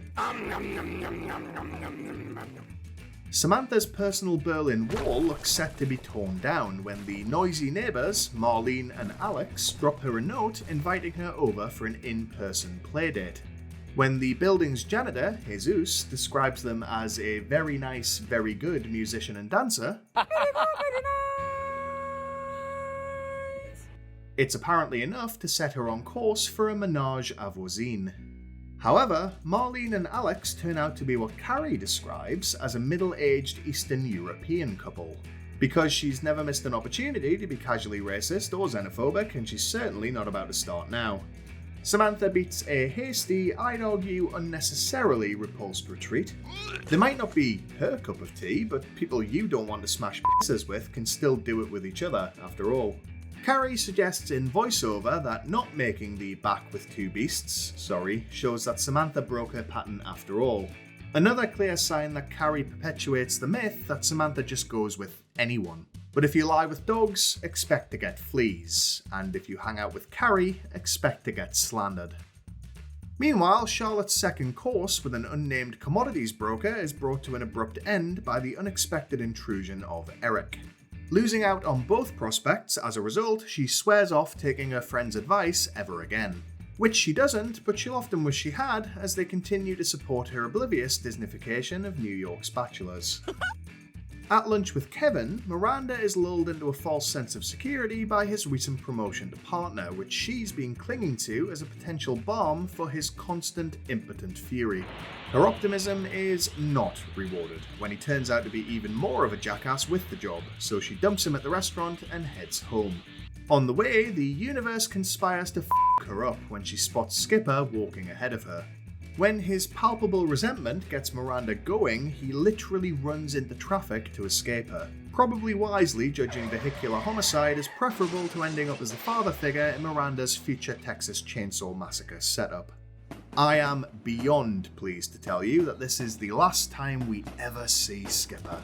To the best of my recollection, he isn't so much as mentioned again in either series. My guess? Late Dogecoin investor, lost everything, last seen living in a boxcar, arguing with a gingerhead mannequin.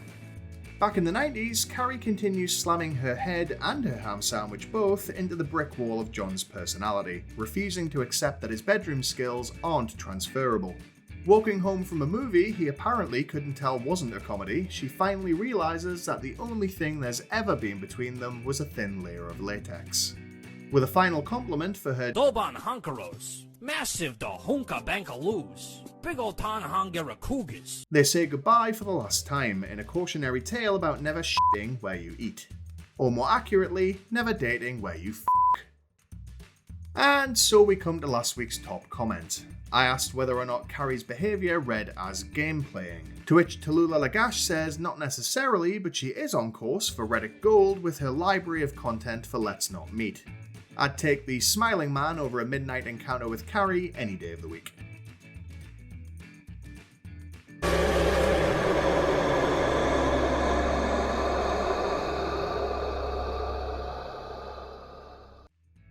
This week's question is, was Carrie onto something by trying to turn her fun-time friend into a boyfriend, or was it always doomed to failure? Answers in the comments below please, and the best will feature next time. Either way, thanks for watching, and as ever, if you can't be good, be crusty.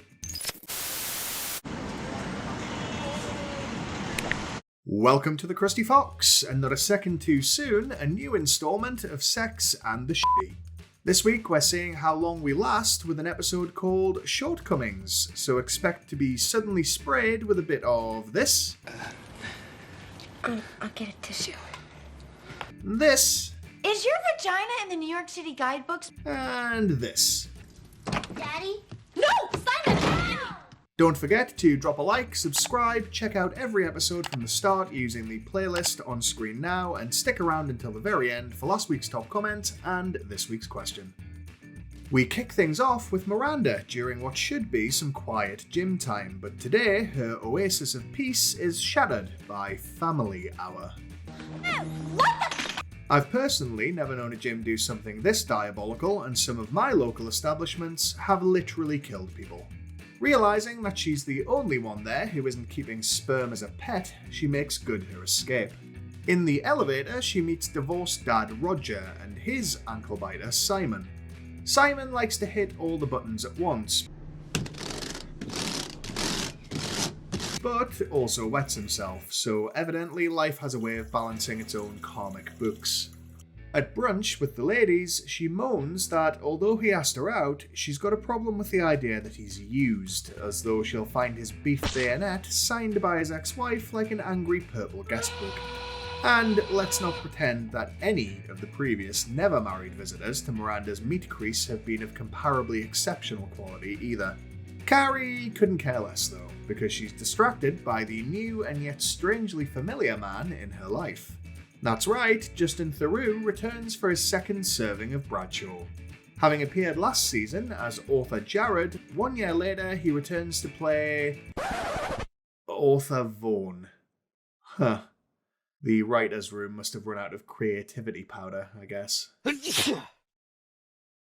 During an unexpected visit to Vaughan's parents' place, Carrie's pleasantly surprised to discover a welcoming, artsy, and sex-positive bunch who are actually, somehow, fans of hers. Of course, Carrie's happiness is because she immediately identifies what they're worth to her. Next week's column, a speaking engagement, and expensive free food. It's like she has a version of the Terminator's hood behind her eyes, programmed by magpies. On a date in Central Park with Roger, Miranda pretends not to be absolutely furious that he brought along pissy pants Simon, who twits her around the head with a fallen branch. Yeah! Ow! Can you say you're sorry? No! And dumps a worm in her hand because children are the f***ing worst. She endures the preteen hazing because Roger admits to preferring marriage over singledom, though it's hard to tell whether this is the truth or a massive overcompensation to stop Simon's urine-soaked ass from scaring her off. It turns out that Charlotte's recently divorced brother Wesley is staying with her while he navigates a divorce of his own, and Ms. York is on a mission to cheer him up. Unfortunately, and despite him begging her for a drink instead, her one plan for raising his spirits is baking muffins, because Charlotte's response to every problem is to 1950s housewife it to death. The next day, Carrie airs a problem of her own to Samantha and Miranda, namely that otherwise perfect Vaughan has some performance issues. Don't touch it. Which cause him to spaff in his pantaloons. Don't touch it. Gotta go fast! As far as Samantha's concerned, a man suffering from the preemie creamies isn't worth the effort, but Carrie confesses that while she likes Vaughan well enough, it's actually his family she's holding on for.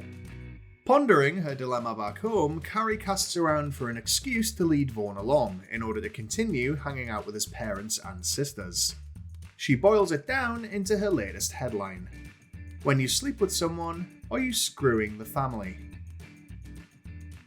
Quickly and unexpectedly overcoming any such concern, she goes to lunch with Vaughn's mother Wallace, who compliments Carrie on her column's contribution to an open dialogue about sex.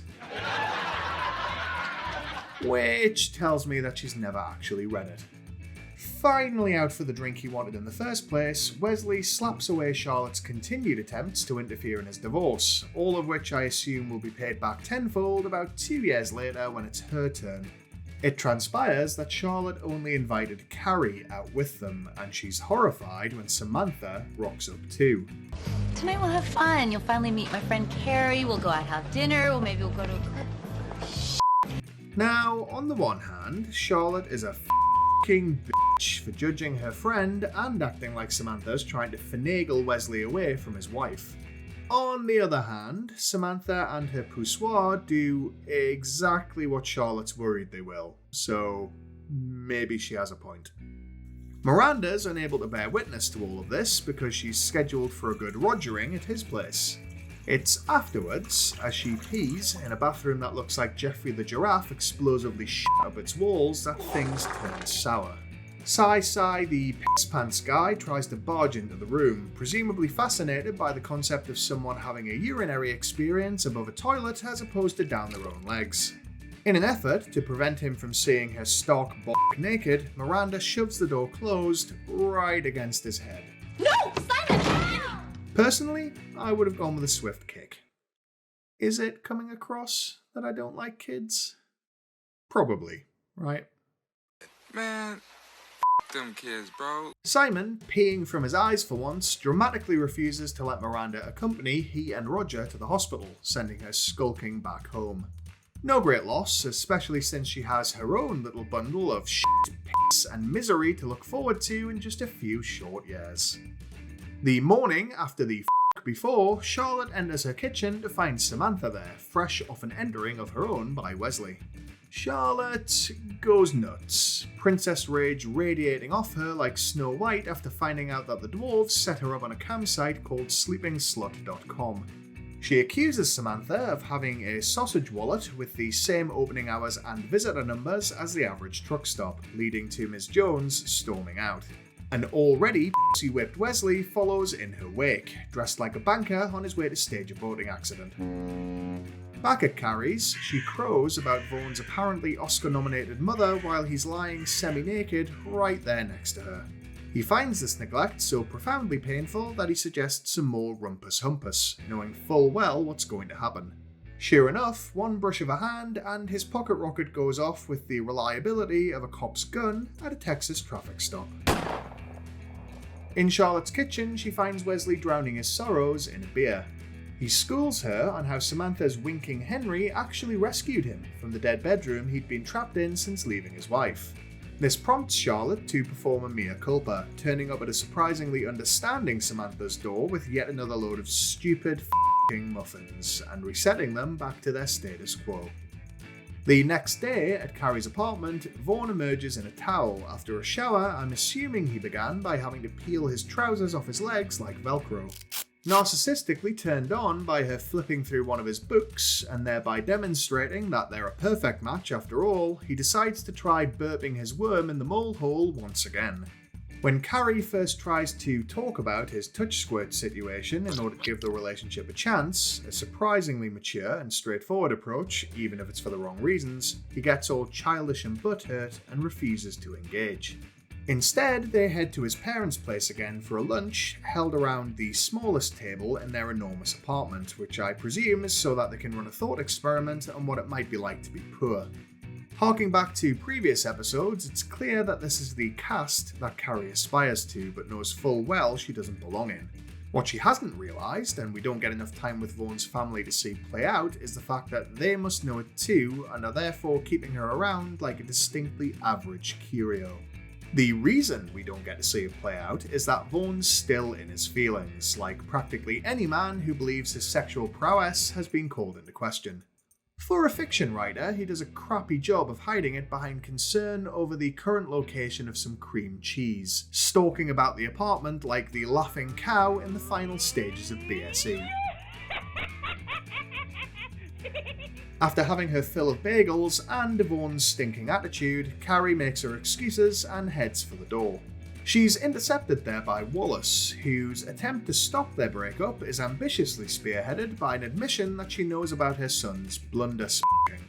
Carrie finds herself essentially splitting up with her boyfriend's mother, rather than the boyfriend himself, but if we're going to rank them, this actually winds up being one of her healthier and least dramatic breakups. Please, Carrie.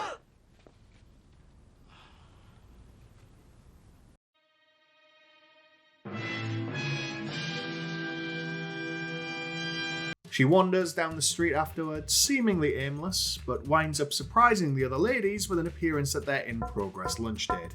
More evidence, as if it was needed, that it isn't just her dates Carrie plants trackers on, it's literally anybody who crosses her. Which is everybody. Yo, before you go, why don't you hit the like button and subscribe for more shenanigans next week? It's your choice, but if you don't, then I'll be sending Miranda around to your house for a naked piss.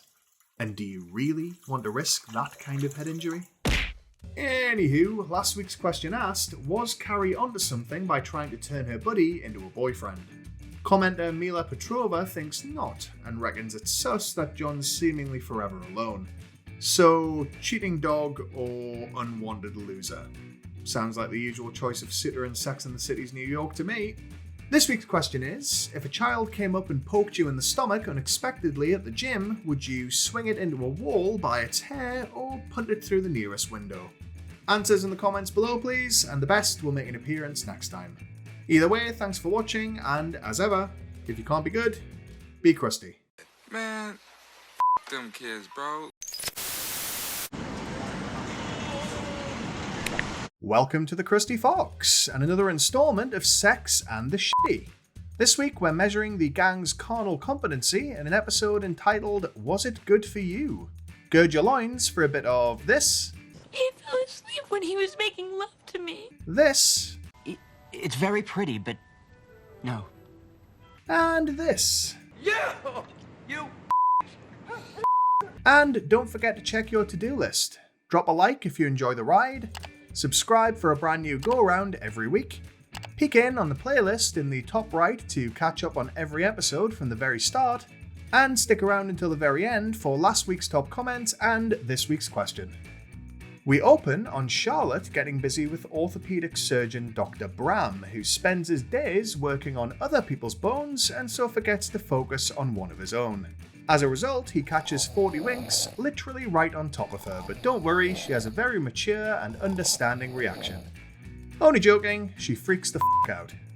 Later, Carrie at least tries to quell Charlotte's spiraling self-doubt by reassuring her that it isn't a passive commentary on the quality of her kitty cage.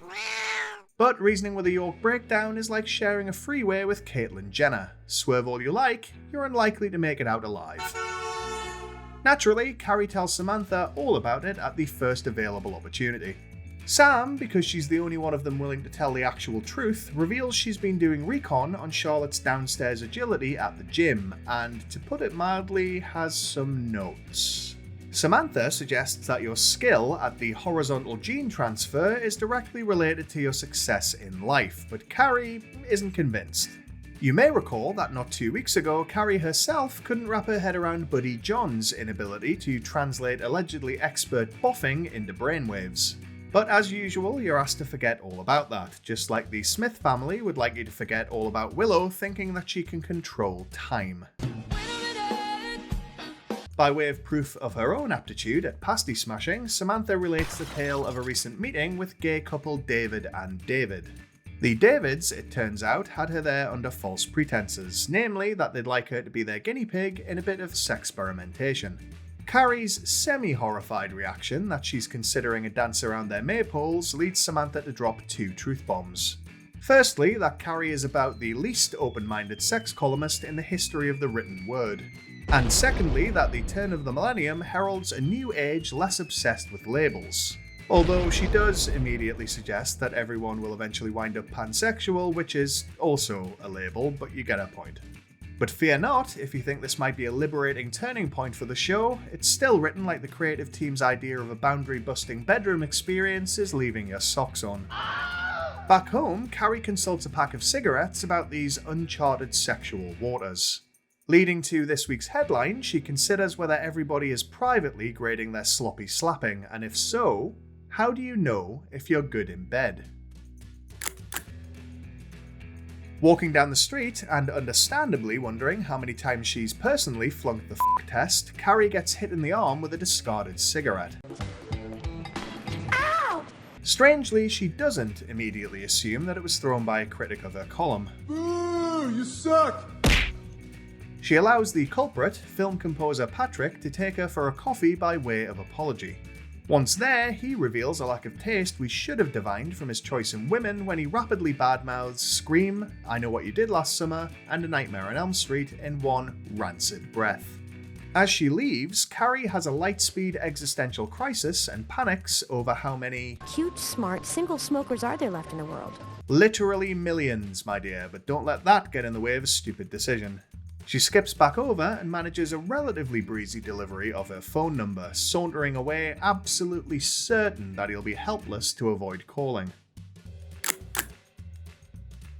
4 days later, and it turns out that Patrick isn't as susceptible to her basic charms as she hoped, with her answering machine about as empty as Ezra Miller's post-2022 filmography. Yo, 148, 3 to the 3 to the 6 to the 9, representing the ABQ. What up, biatch? Leave it at the tone.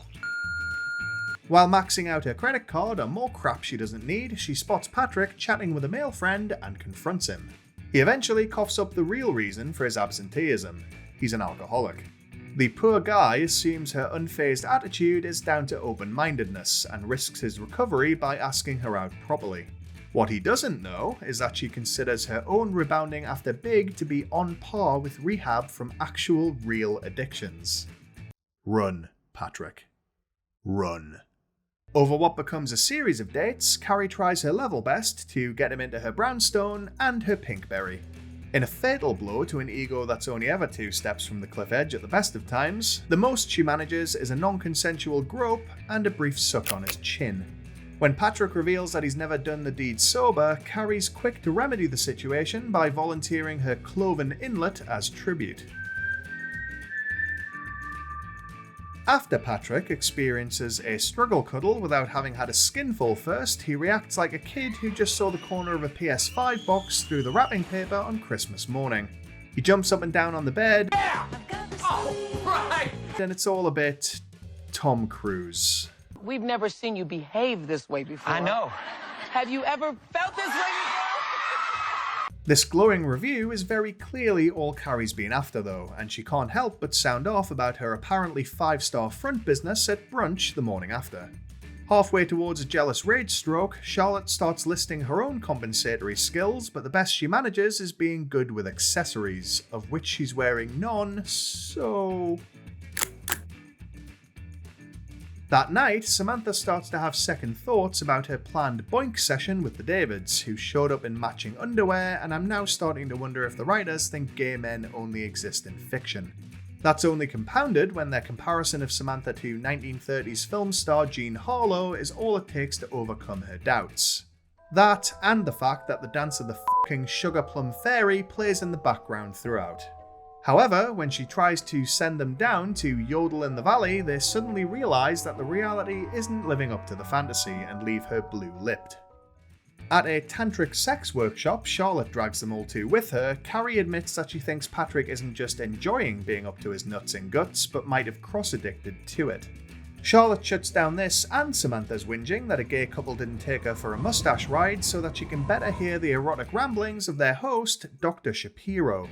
FYI, Charlotte also turned up wearing glasses and clutching a notebook because she's determined to be the teacher's pet even when the subject at hand is her own lack of sexual charisma. When the good doctor introduces the enraptured group to her husband Ronnie, none of them do the sensible thing and scramble for the door.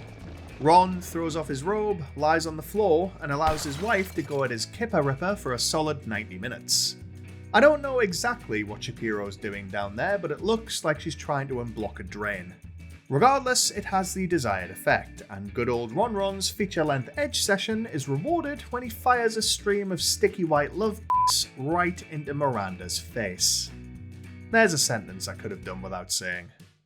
That night, and only a week and a half in, Patrick confesses his love to Carrie and manages to get the whole sentence out without addressing any of it to her crotch. When he doesn't respond well to her arguably generous attempt to let him down gently, she proposes that they take a few nights off from making pound cake and he get himself to a meeting.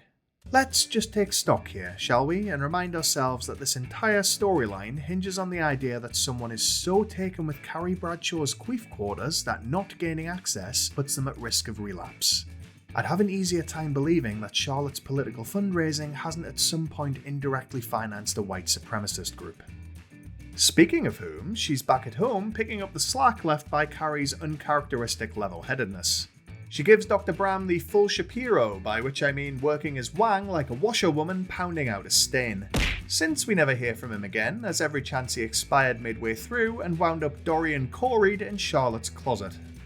In the early hours, Patrick returns to the street outside of Carrie's apartment to do an inebriated impression of John Cusack in Say Anything.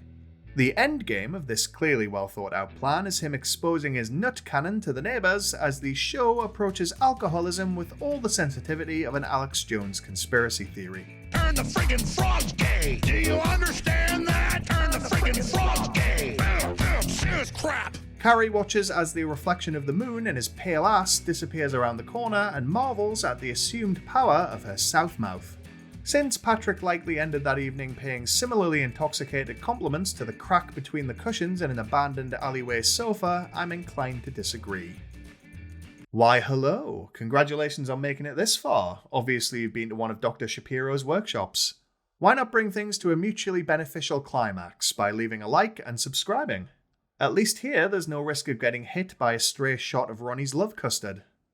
Or is there? So, last week's question was all about how you'd retaliate against the surprise crotch goblin attack at the gym. And you didn't disappoint, with commenter Karina Lagstrom proposing what I believe is known as the Petrovsky method. Please, Carrie. This week's question is, if a friend in crisis signed you up to a very hands-on tantric workshop, would you fake your death or stage their real one to get out of it? Answers in the comments below please, and the best will make an appearance next time. Either way, thanks for watching, and remember, if you can't be good, be crusty. Welcome to the Krusty Fox, and another age-defying installment of Sex and the Shitty. This week's episode is called 20-something girls versus 30-something women, wherein Carrie and the gang take on anyone with the audacity to be younger or hotter than them, so expect a bit of this. You were totally coked out. You were totally jealous. This. Alright, somebody puked on the deck. And this. That is not a tick. What is it? Don't forget to drop a like if the video leaves you feeling 10 years younger, subscribe for more generation-spanning hijinks every week, and defy the aging process until the very end so that you can catch last week's top comment and this week's question. Carrie kicks us off with a Brady Bunch parody this week, which I'm not going to bore you with. Suffice to say that a bunch of Charlotte's acquaintances screwed each other and in the process their summer rental in the Hamptons. And so, from the funeral pyre of their friendships, bequeathed the house to Ms. York. Charlotte excitedly invites Carrie, Miranda and Samantha to join her there, in order to escape an especially hot and sticky New York summer, which for once is not a reference to Samantha's gusset. I am thrilled to report that someone in the writer's room finally worked out what foreshadowing is and decided to give it a real obvious whirl. Charlotte lists reasons why this might be their last chance to holiday together. Next year they could be married, gesturing to herself, or have kids, gesturing to Miranda. Fair enough, that's a season 4 plot for Miranda, but I'll let them have a rare win. Well done, writers. Gold star. Despite collectively feeling as though they're past the acceptable window for house sharing girls' trips, Isn't it a tiny bit pathetic, like being the oldest kid at summer camp? Charlotte's saccharine optimism hits different this time. They conveniently gloss over this being because not one of them has anything else going on in their private lives right now. Much like every actor other than Sandra Bullock who personally accepted a Razzie Award. Samantha's professional life does have some vital signs though. Unfortunately, they're coming from 25-year-old assistant Nina, who appears to be a version of Julia Fox in early beta testing. I mean, I was Josh Safdie's muse when he wrote Uncut Gems. Right. Uncut Gems. Right. Despite having a highly evolved self-confidence that flirts with delusion, Nina's work ethic still hasn't slopped out of the primordial soup. You stood in line at Studio 54. I stood in line at Studio 54. The movie. After interrupting a call filled with supposedly flirty shrieking to who I think we're supposed to assume is Alec Baldwin, Sam sends her giggling all the way down the unemployment line. In the bus queue for the Hamptons jitney, because nothing says mid-30s and doing fine like a 4-hour coach ride to your overpriced timeshare, Samantha rants about Nina's theft of her Rolodex full of clients. She's stopped in her tracks by Charlotte, who rocks up with 26-year-old man-child Greg in tow, having apparently forgotten that any fairy tale starting on public transport is likely to end about 3 hours later in a serial killer's basement. Greg invites them to a bonfire on the beach with his housemates, before which Charlotte warns them all to pretend that she's 27 for his benefit. While Charlotte tries to vacuum Greg's tongue out and the other attendees spray the beach with their chunder, Carrie, Miranda and Samantha attempt an Irish exit.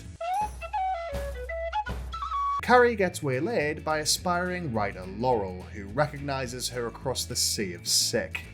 Laurel is a true Bradshaw fangirl, breathlessly complimenting her way into the inaugural and thankfully final Bradshaw mentoring scholarship by basically offering to be her maid.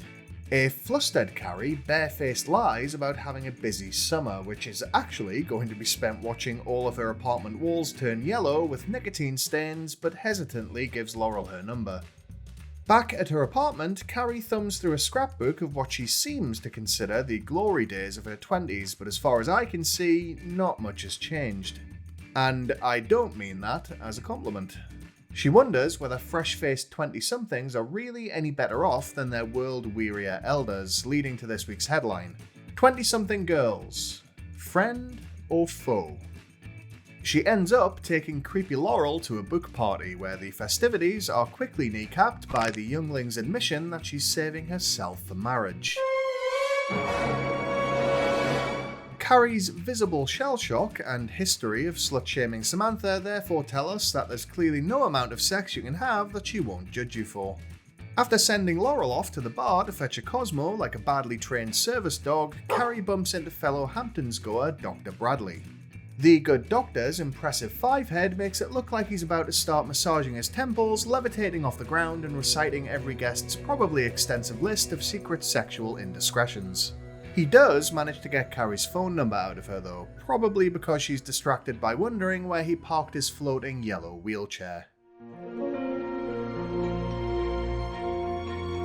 Back at the cottage a few days later, Carrie discovers that like all good horror movie villains, Laurel's lying in wait up in her bedroom after Miranda sent her there with what can't have been good intentions.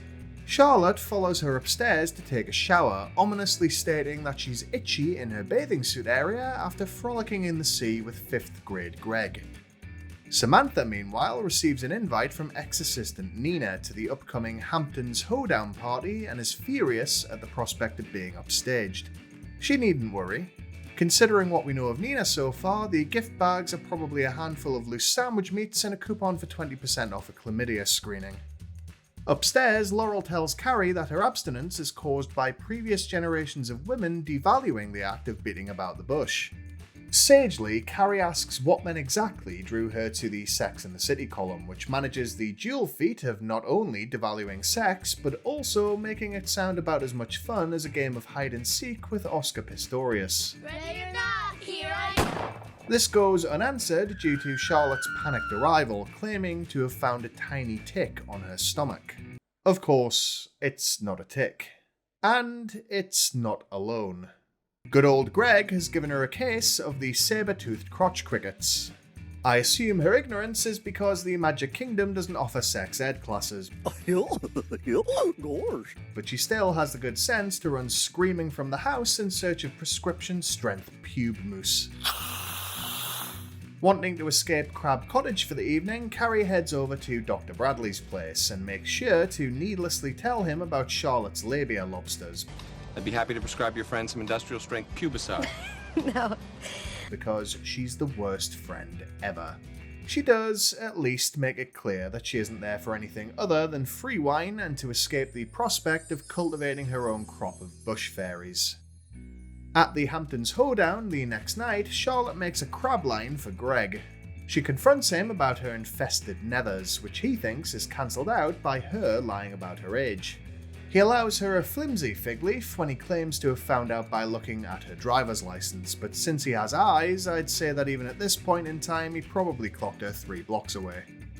Elsewhere, Samantha is delighted to find that Nina, dressed like an escapee from a Psychosis-era Madonna video, is completely out of her depth. Sam, rejuvenated by the sight of youthful energy leaving a 20-something woman's body, This is your problem! Get them to stop! I can't! They're on a f***ing barge! saves the day, and in a final vengeful flourish, she sends Nina off with Greg to get her own dose of panty rice. Just as Carrie's lost in a rare moment of empathy, claiming that 20-something women are only really out to get themselves, stalker Laurel appears to convince her otherwise. Laurel is now sporting her own freshly minted version of the famous Carrie necklace, and if her current copycat trajectory is anything to go by, is on the verge of announcing that she too has lost an IUD up her snake trap. Carrie never finds out, because that's when Mr. Big puts in a surprise appearance in the company of his new girlfriend. Is it you? Carrie asks infuriatingly, insisting once again on acting like a black and white movie ingenue after a semi-serious head injury every time Big rears his considerably large head. When new slam piece Natasha smells crazy and leaves them to it, we discover that she's a hot, young Ralph Lauren employee, which is the Carrie Bradshaw insanity trifecta. Big, who doesn't know his new girlfriend's age and so evidently didn't let Paris change him, admits that the deal he went there to strike fell through, and so he's back permanently. Carrie acts like this renders all of their breakup drama pointless. Who is she? Well, I meant to call you. Forgetting that they actually broke up because he's a c***. Gone is the turn of the season Carrie, who wanted to put on a good show for her inevitable re-encountering of Big, which she proves by dramatically flouncing onto the beach and chucking her guts up. Because, as I'm sure you already know, if there's one surefire way to entice her ex back, it's spending the remainder of a social occasion with breath like you've been raw dogging an uncooked seafood casserole. Hey, you know what's cool? Hitting the like button and subscribing. No problem if not, but I will be choosing one of you at random and sending Greg round to wipe his Krabby Patty all over your towels. Just think how much money you'll save not having to buy all that back. In less itchy news, last week's top comment came courtesy of Valerie, who realised that a tantric workshop isn't in her future because Miranda got this something about married. Which is the first and definitely the last time you'll hear me comparing Miranda to Cameron Diaz. Except perhaps for a taste in men. This week's question is, have you ever lied about your age, and if so, did you get away with it? Answers in the comments below please, and the best will make an appearance next week. Either way, thanks for watching, and as ever, if you can't be good, be crusty. Welcome to the Krusty Fox! Ladies and gents, we're finally on the approach for a bumper Season 2 finale of Sex and the Shitty. An episode creatively entitled X and the City. The local time is 9 PM, October 3rd, 1999. If you take a look out of the windows on both sides of our aircraft, you may catch a glimpse of this. I'm a shitty person. You're not a shitty person. I am shitty.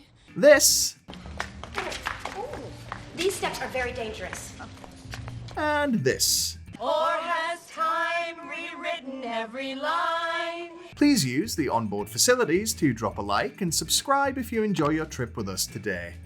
For your safety and the safety of those around you, please remain seated until the video comes to a full stop for last week's top comment and an important update on the future of the channel. And if you soil your seat, please scrape clean as best you can and take it with you. We start on an appropriately manic note this week. A shopping trip for Carrie and Miranda rapidly devolves into flower shop vandalism as Miranda goes full pantomime in an effort to escape her approaching ex, Steve. Steve! At a later lunch date, Miss Hobbes' panic defense for her latest bout of loony behavior is that she couldn't just stand around and chit-chat with a former two-person push-up partner, despite literally chasing Skipper down the street a few weeks ago for exactly that reason. And possibly because all that's left of most of her exes is a box of Dexter-style blood slides hidden behind her air conditioner. This all leads to a conversation about whether it's possible to stay friends with an ex. Miranda's never been able to, Charlotte prefers not to, out of spite, shocking I know, and Samantha would sooner take a header down the stairs at the Met Gala than have male friends of any description. Which leaves Carrie, who takes a route both predictable and inevitable by using this as an opportunity to moan about Mr. Big again. He and new girlfriend Natasha seem to be everywhere Carrie looks in New York, and she's making an unenthusiastic go of getting over it. Natasha, when'd you stop calling her the idiot stick figure with no soul? Fair enough, she hasn't met with the same apparent romantic success that they have, but it's not like she spent the months since their second breakup living in a convent crocheting Jesus tea cozies. That night, Carrie figures she might as well chain smoke this issue of post-breakup etiquette into a column's worth of copy. She wonders if there's some elusive equation she hasn't solved yet that can reliably maneuver a man back into the friend zone. Those of you who have already seen the show will know that this little thought experiment is arguably to blame for every one of Carrie's considerable conflamas for the next 2, probably 4 seasons. But, as the saying goes, the road to hell is paved with shit intentions. Ultimately, the whole messy issue boils down to this week's headline: Can you be friends with an ex? That weekend, Steve makes clear his position when he drops by Miranda's apartment unannounced. Probably just glad he didn't interrupt her dismembering another ex entirely, she apologizes for running away from him like Kanye fans run away from holding him accountable for his actions. They agree to give being friends a try, because who else would be brave enough to tell Miranda that she has a snotty schnoz? You got a bat in the cave. During a run in the park, Charlotte gets what plays for us as a disturbing flashback to her childhood when she spots someone riding a horse. It results in her pulling this face, which does lead me to conclude that she's the lesser-known sister of Mr. Hands. Charlotte's first love was apparently her horse Taddy, who began a pattern replicated by all the other men in her life by desperately bucking her off and leaving her face down in the shit he left behind. Taddy was then apparently sold to another family by Charlotte's father, and she never rode again. That does have a whiff of the old dog going to live on a farm about it, so I'm assuming the furthest Taddy went was being used to glue together the York family's broken furniture. Despite these painful memories, Charlotte decides that it's time to get over it, and for a change, mounts something that doesn't have an accountancy degree and a secret upstate family. Elsewhere, Samantha is dressed for success and lingering outside a Prada store. That's where she bumps into a smartly dressed guy who looks like he recently quantum leaped into the future from a low-budget 80s soap opera. Regardless, she's interested, and his directness in asking her out leads her to pretentiously label him Mr. Cocky. Back at Carrie's place, the discovery of a dress that's actually from the 80s in her closet somehow acts as the trigger she's been waiting for to start interfering in Big's new relationship. She calls him up under the pretense of rekindling a friendship they've tried and failed at before, so we already know she's lying about her intentions. Unexpectedly, she reaches Natasha first. After a panicked hang-up, she calls back and gets Big this time, mumbling through excuses for her weirdness, presumably because saying it's not your girlfriend I'm trying to get back with isn't a viable option. I hit the thing. Somehow it gets worse when she admits to having written and then reads out a prepared speech which ends up being a stilted plea for peace between their warring privates. This results in Carrie booking them lunch at Fancy 11 Madison Park, evidently assuming that dating rules still apply and she won't be paying for her plate. She's energized by Big's unexpected and obvious anxiety over their meeting. I got up at 6, worked out, hardly had any breakfast. Not a huge surprise, considering the last time he was in a relationship, dining with other women resulted in one of Carrie's many Bradshaw apocalypses. Harking back to her column, Carrie remembers that if you want a solution to an equation and don't care whether it's good or bad, then alcohol makes a suitable addend. With the social lubrication and conversation finally flowing, Carrie pointedly steers it towards her replacement, to Big's clear and understandable apprehension. Maybe he could hear her opening a new dossier under the table. Carrie gets way more than she bargained for when this line of questioning reveals the real reason why Big showed up carrying the neurotic payload of 1,000 chihuahuas. He's not jittery because he's seeing her, he's jittery because what he came to tell her was that he and Natasha are actually engaged. Honestly, he might as well have dropped trow and coiled one off on her Cobb salad. And that's when, for the first time in a while, Carrie goes nuclear. She accurately recalls and skewers Big's previous commitment phobia and the season 1 pledges never to marry again. Well done, writers. For dessert, she flambés his ability to get over it in 5 months for, as far as we know at this point, a 20-something clothes horse with a face like she's been vaping pure lemon juice. It's all somewhat undercut by her flouncing exit managing to tear apart half the restaurant. Okay. Here. Or don't help me. And very nearly doing a triple salchow down the stairs onto her ass. Her final flourish is to wish Big a nice life with about as much sincerity as a senatorial sex scandal apology. The next day, Carrie accompanies Charlotte to her first horse ride in decades. Never one to knowingly improve a situation. What the f*** is his problem? She wears $300 heels to a stable like she's banking reasons to be annoyed in case her natural supply runs dry. Obviously keen to redirect any further big talk, Charlotte explains the concept of breaking in a horse like this. Taddy was like that when I first got him, but then once I broke him in, then he loved it. So we've got 2 options. 1, this was a deliberate choice for the performance, and watching Beauty and the Beast as a child affected Charlotte more than anyone knew. 2, Kristen Davis can't differentiate between passionate lust and pet ownership. Place your bets. In any case, the memory of Taddy comes rushing back to her. She's overcome with either fear or sexual regret and runs off before she can go for a nostalgic canter. Or a sexy gallop. Who can tell? At Samantha's apartment, she's busy getting down to brass tacks with Mr. Cocky when he pauses and says that there's something he needs to warn her about first. Chances are that ex-boyfriend James and the over-the-top trauma she endured from his wee willy winky flash before her eyes. Turns out that Mr. C has the opposite problem. He's improbably well endowed. That's quite big. Impressive. He tries to temper Samantha's bug-eyed glee, but Sam's more of a learning by doing kind of girl. When she comes face to glance with Cockzilla, she gets a look on her face that says that she's seriously worried about the prospect of drowning in population paste. She does give it more than one try, even attempting to help things along with a bit of self-medication and, I assume, enough lubricant to turn the whole of Fifth Avenue into a slip and slide. But it all literally comes to nothing when she just can't handle the whole 9 yards, and reluctantly admits defeat. The next night, Miranda and Steve seem to be making a better go of being friends than Carrie and Big ever could. Back at Shea Hobbes after dinner, they do such a good job of it that they wind up sleeping together, and you could cut the tension in the air afterwards with one of Miranda's many knives. Despite her earlier claims of missing his company, post-nut Miranda is basically 4 limbs and a pair of fangs away from black widowing Steve's head off his shoulders.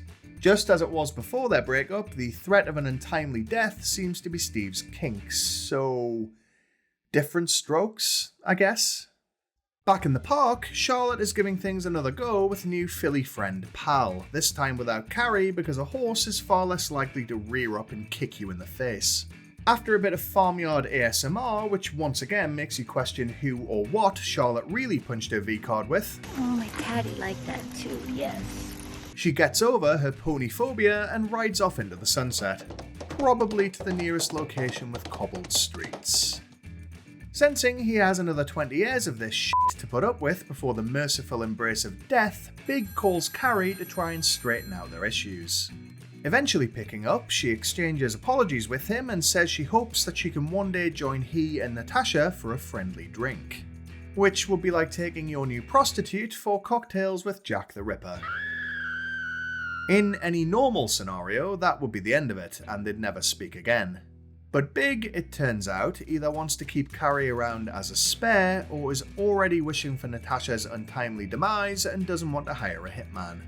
Because, a week later, he sends Carrie an invitation to his engagement party. The day of, Carrie drowns her sorrows with the other ladies 6 blocks away from the party at the Plaza Hotel.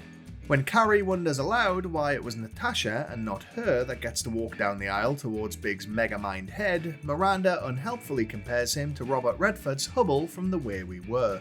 Of course, that would make Carrie the Barbara Streisand of this situation. Her character Katie, for those not in the know, was a Marxist anti-war protester.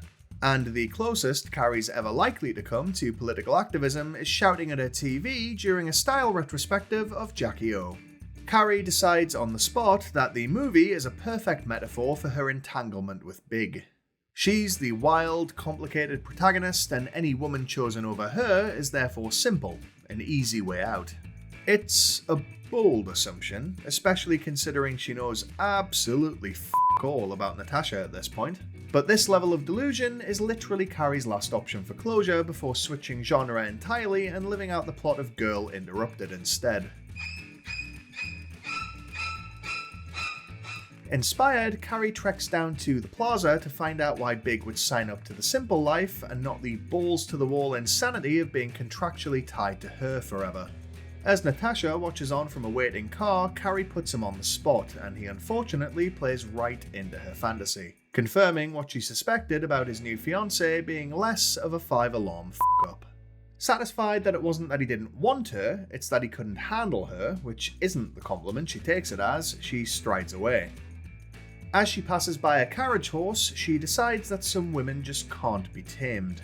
Luckily for her, this theory never gets tested, because if she'd hung around a few seconds longer, there's every chance a bridle would have been thrown over her head and she'd wind up ferrying tourists around Central Park.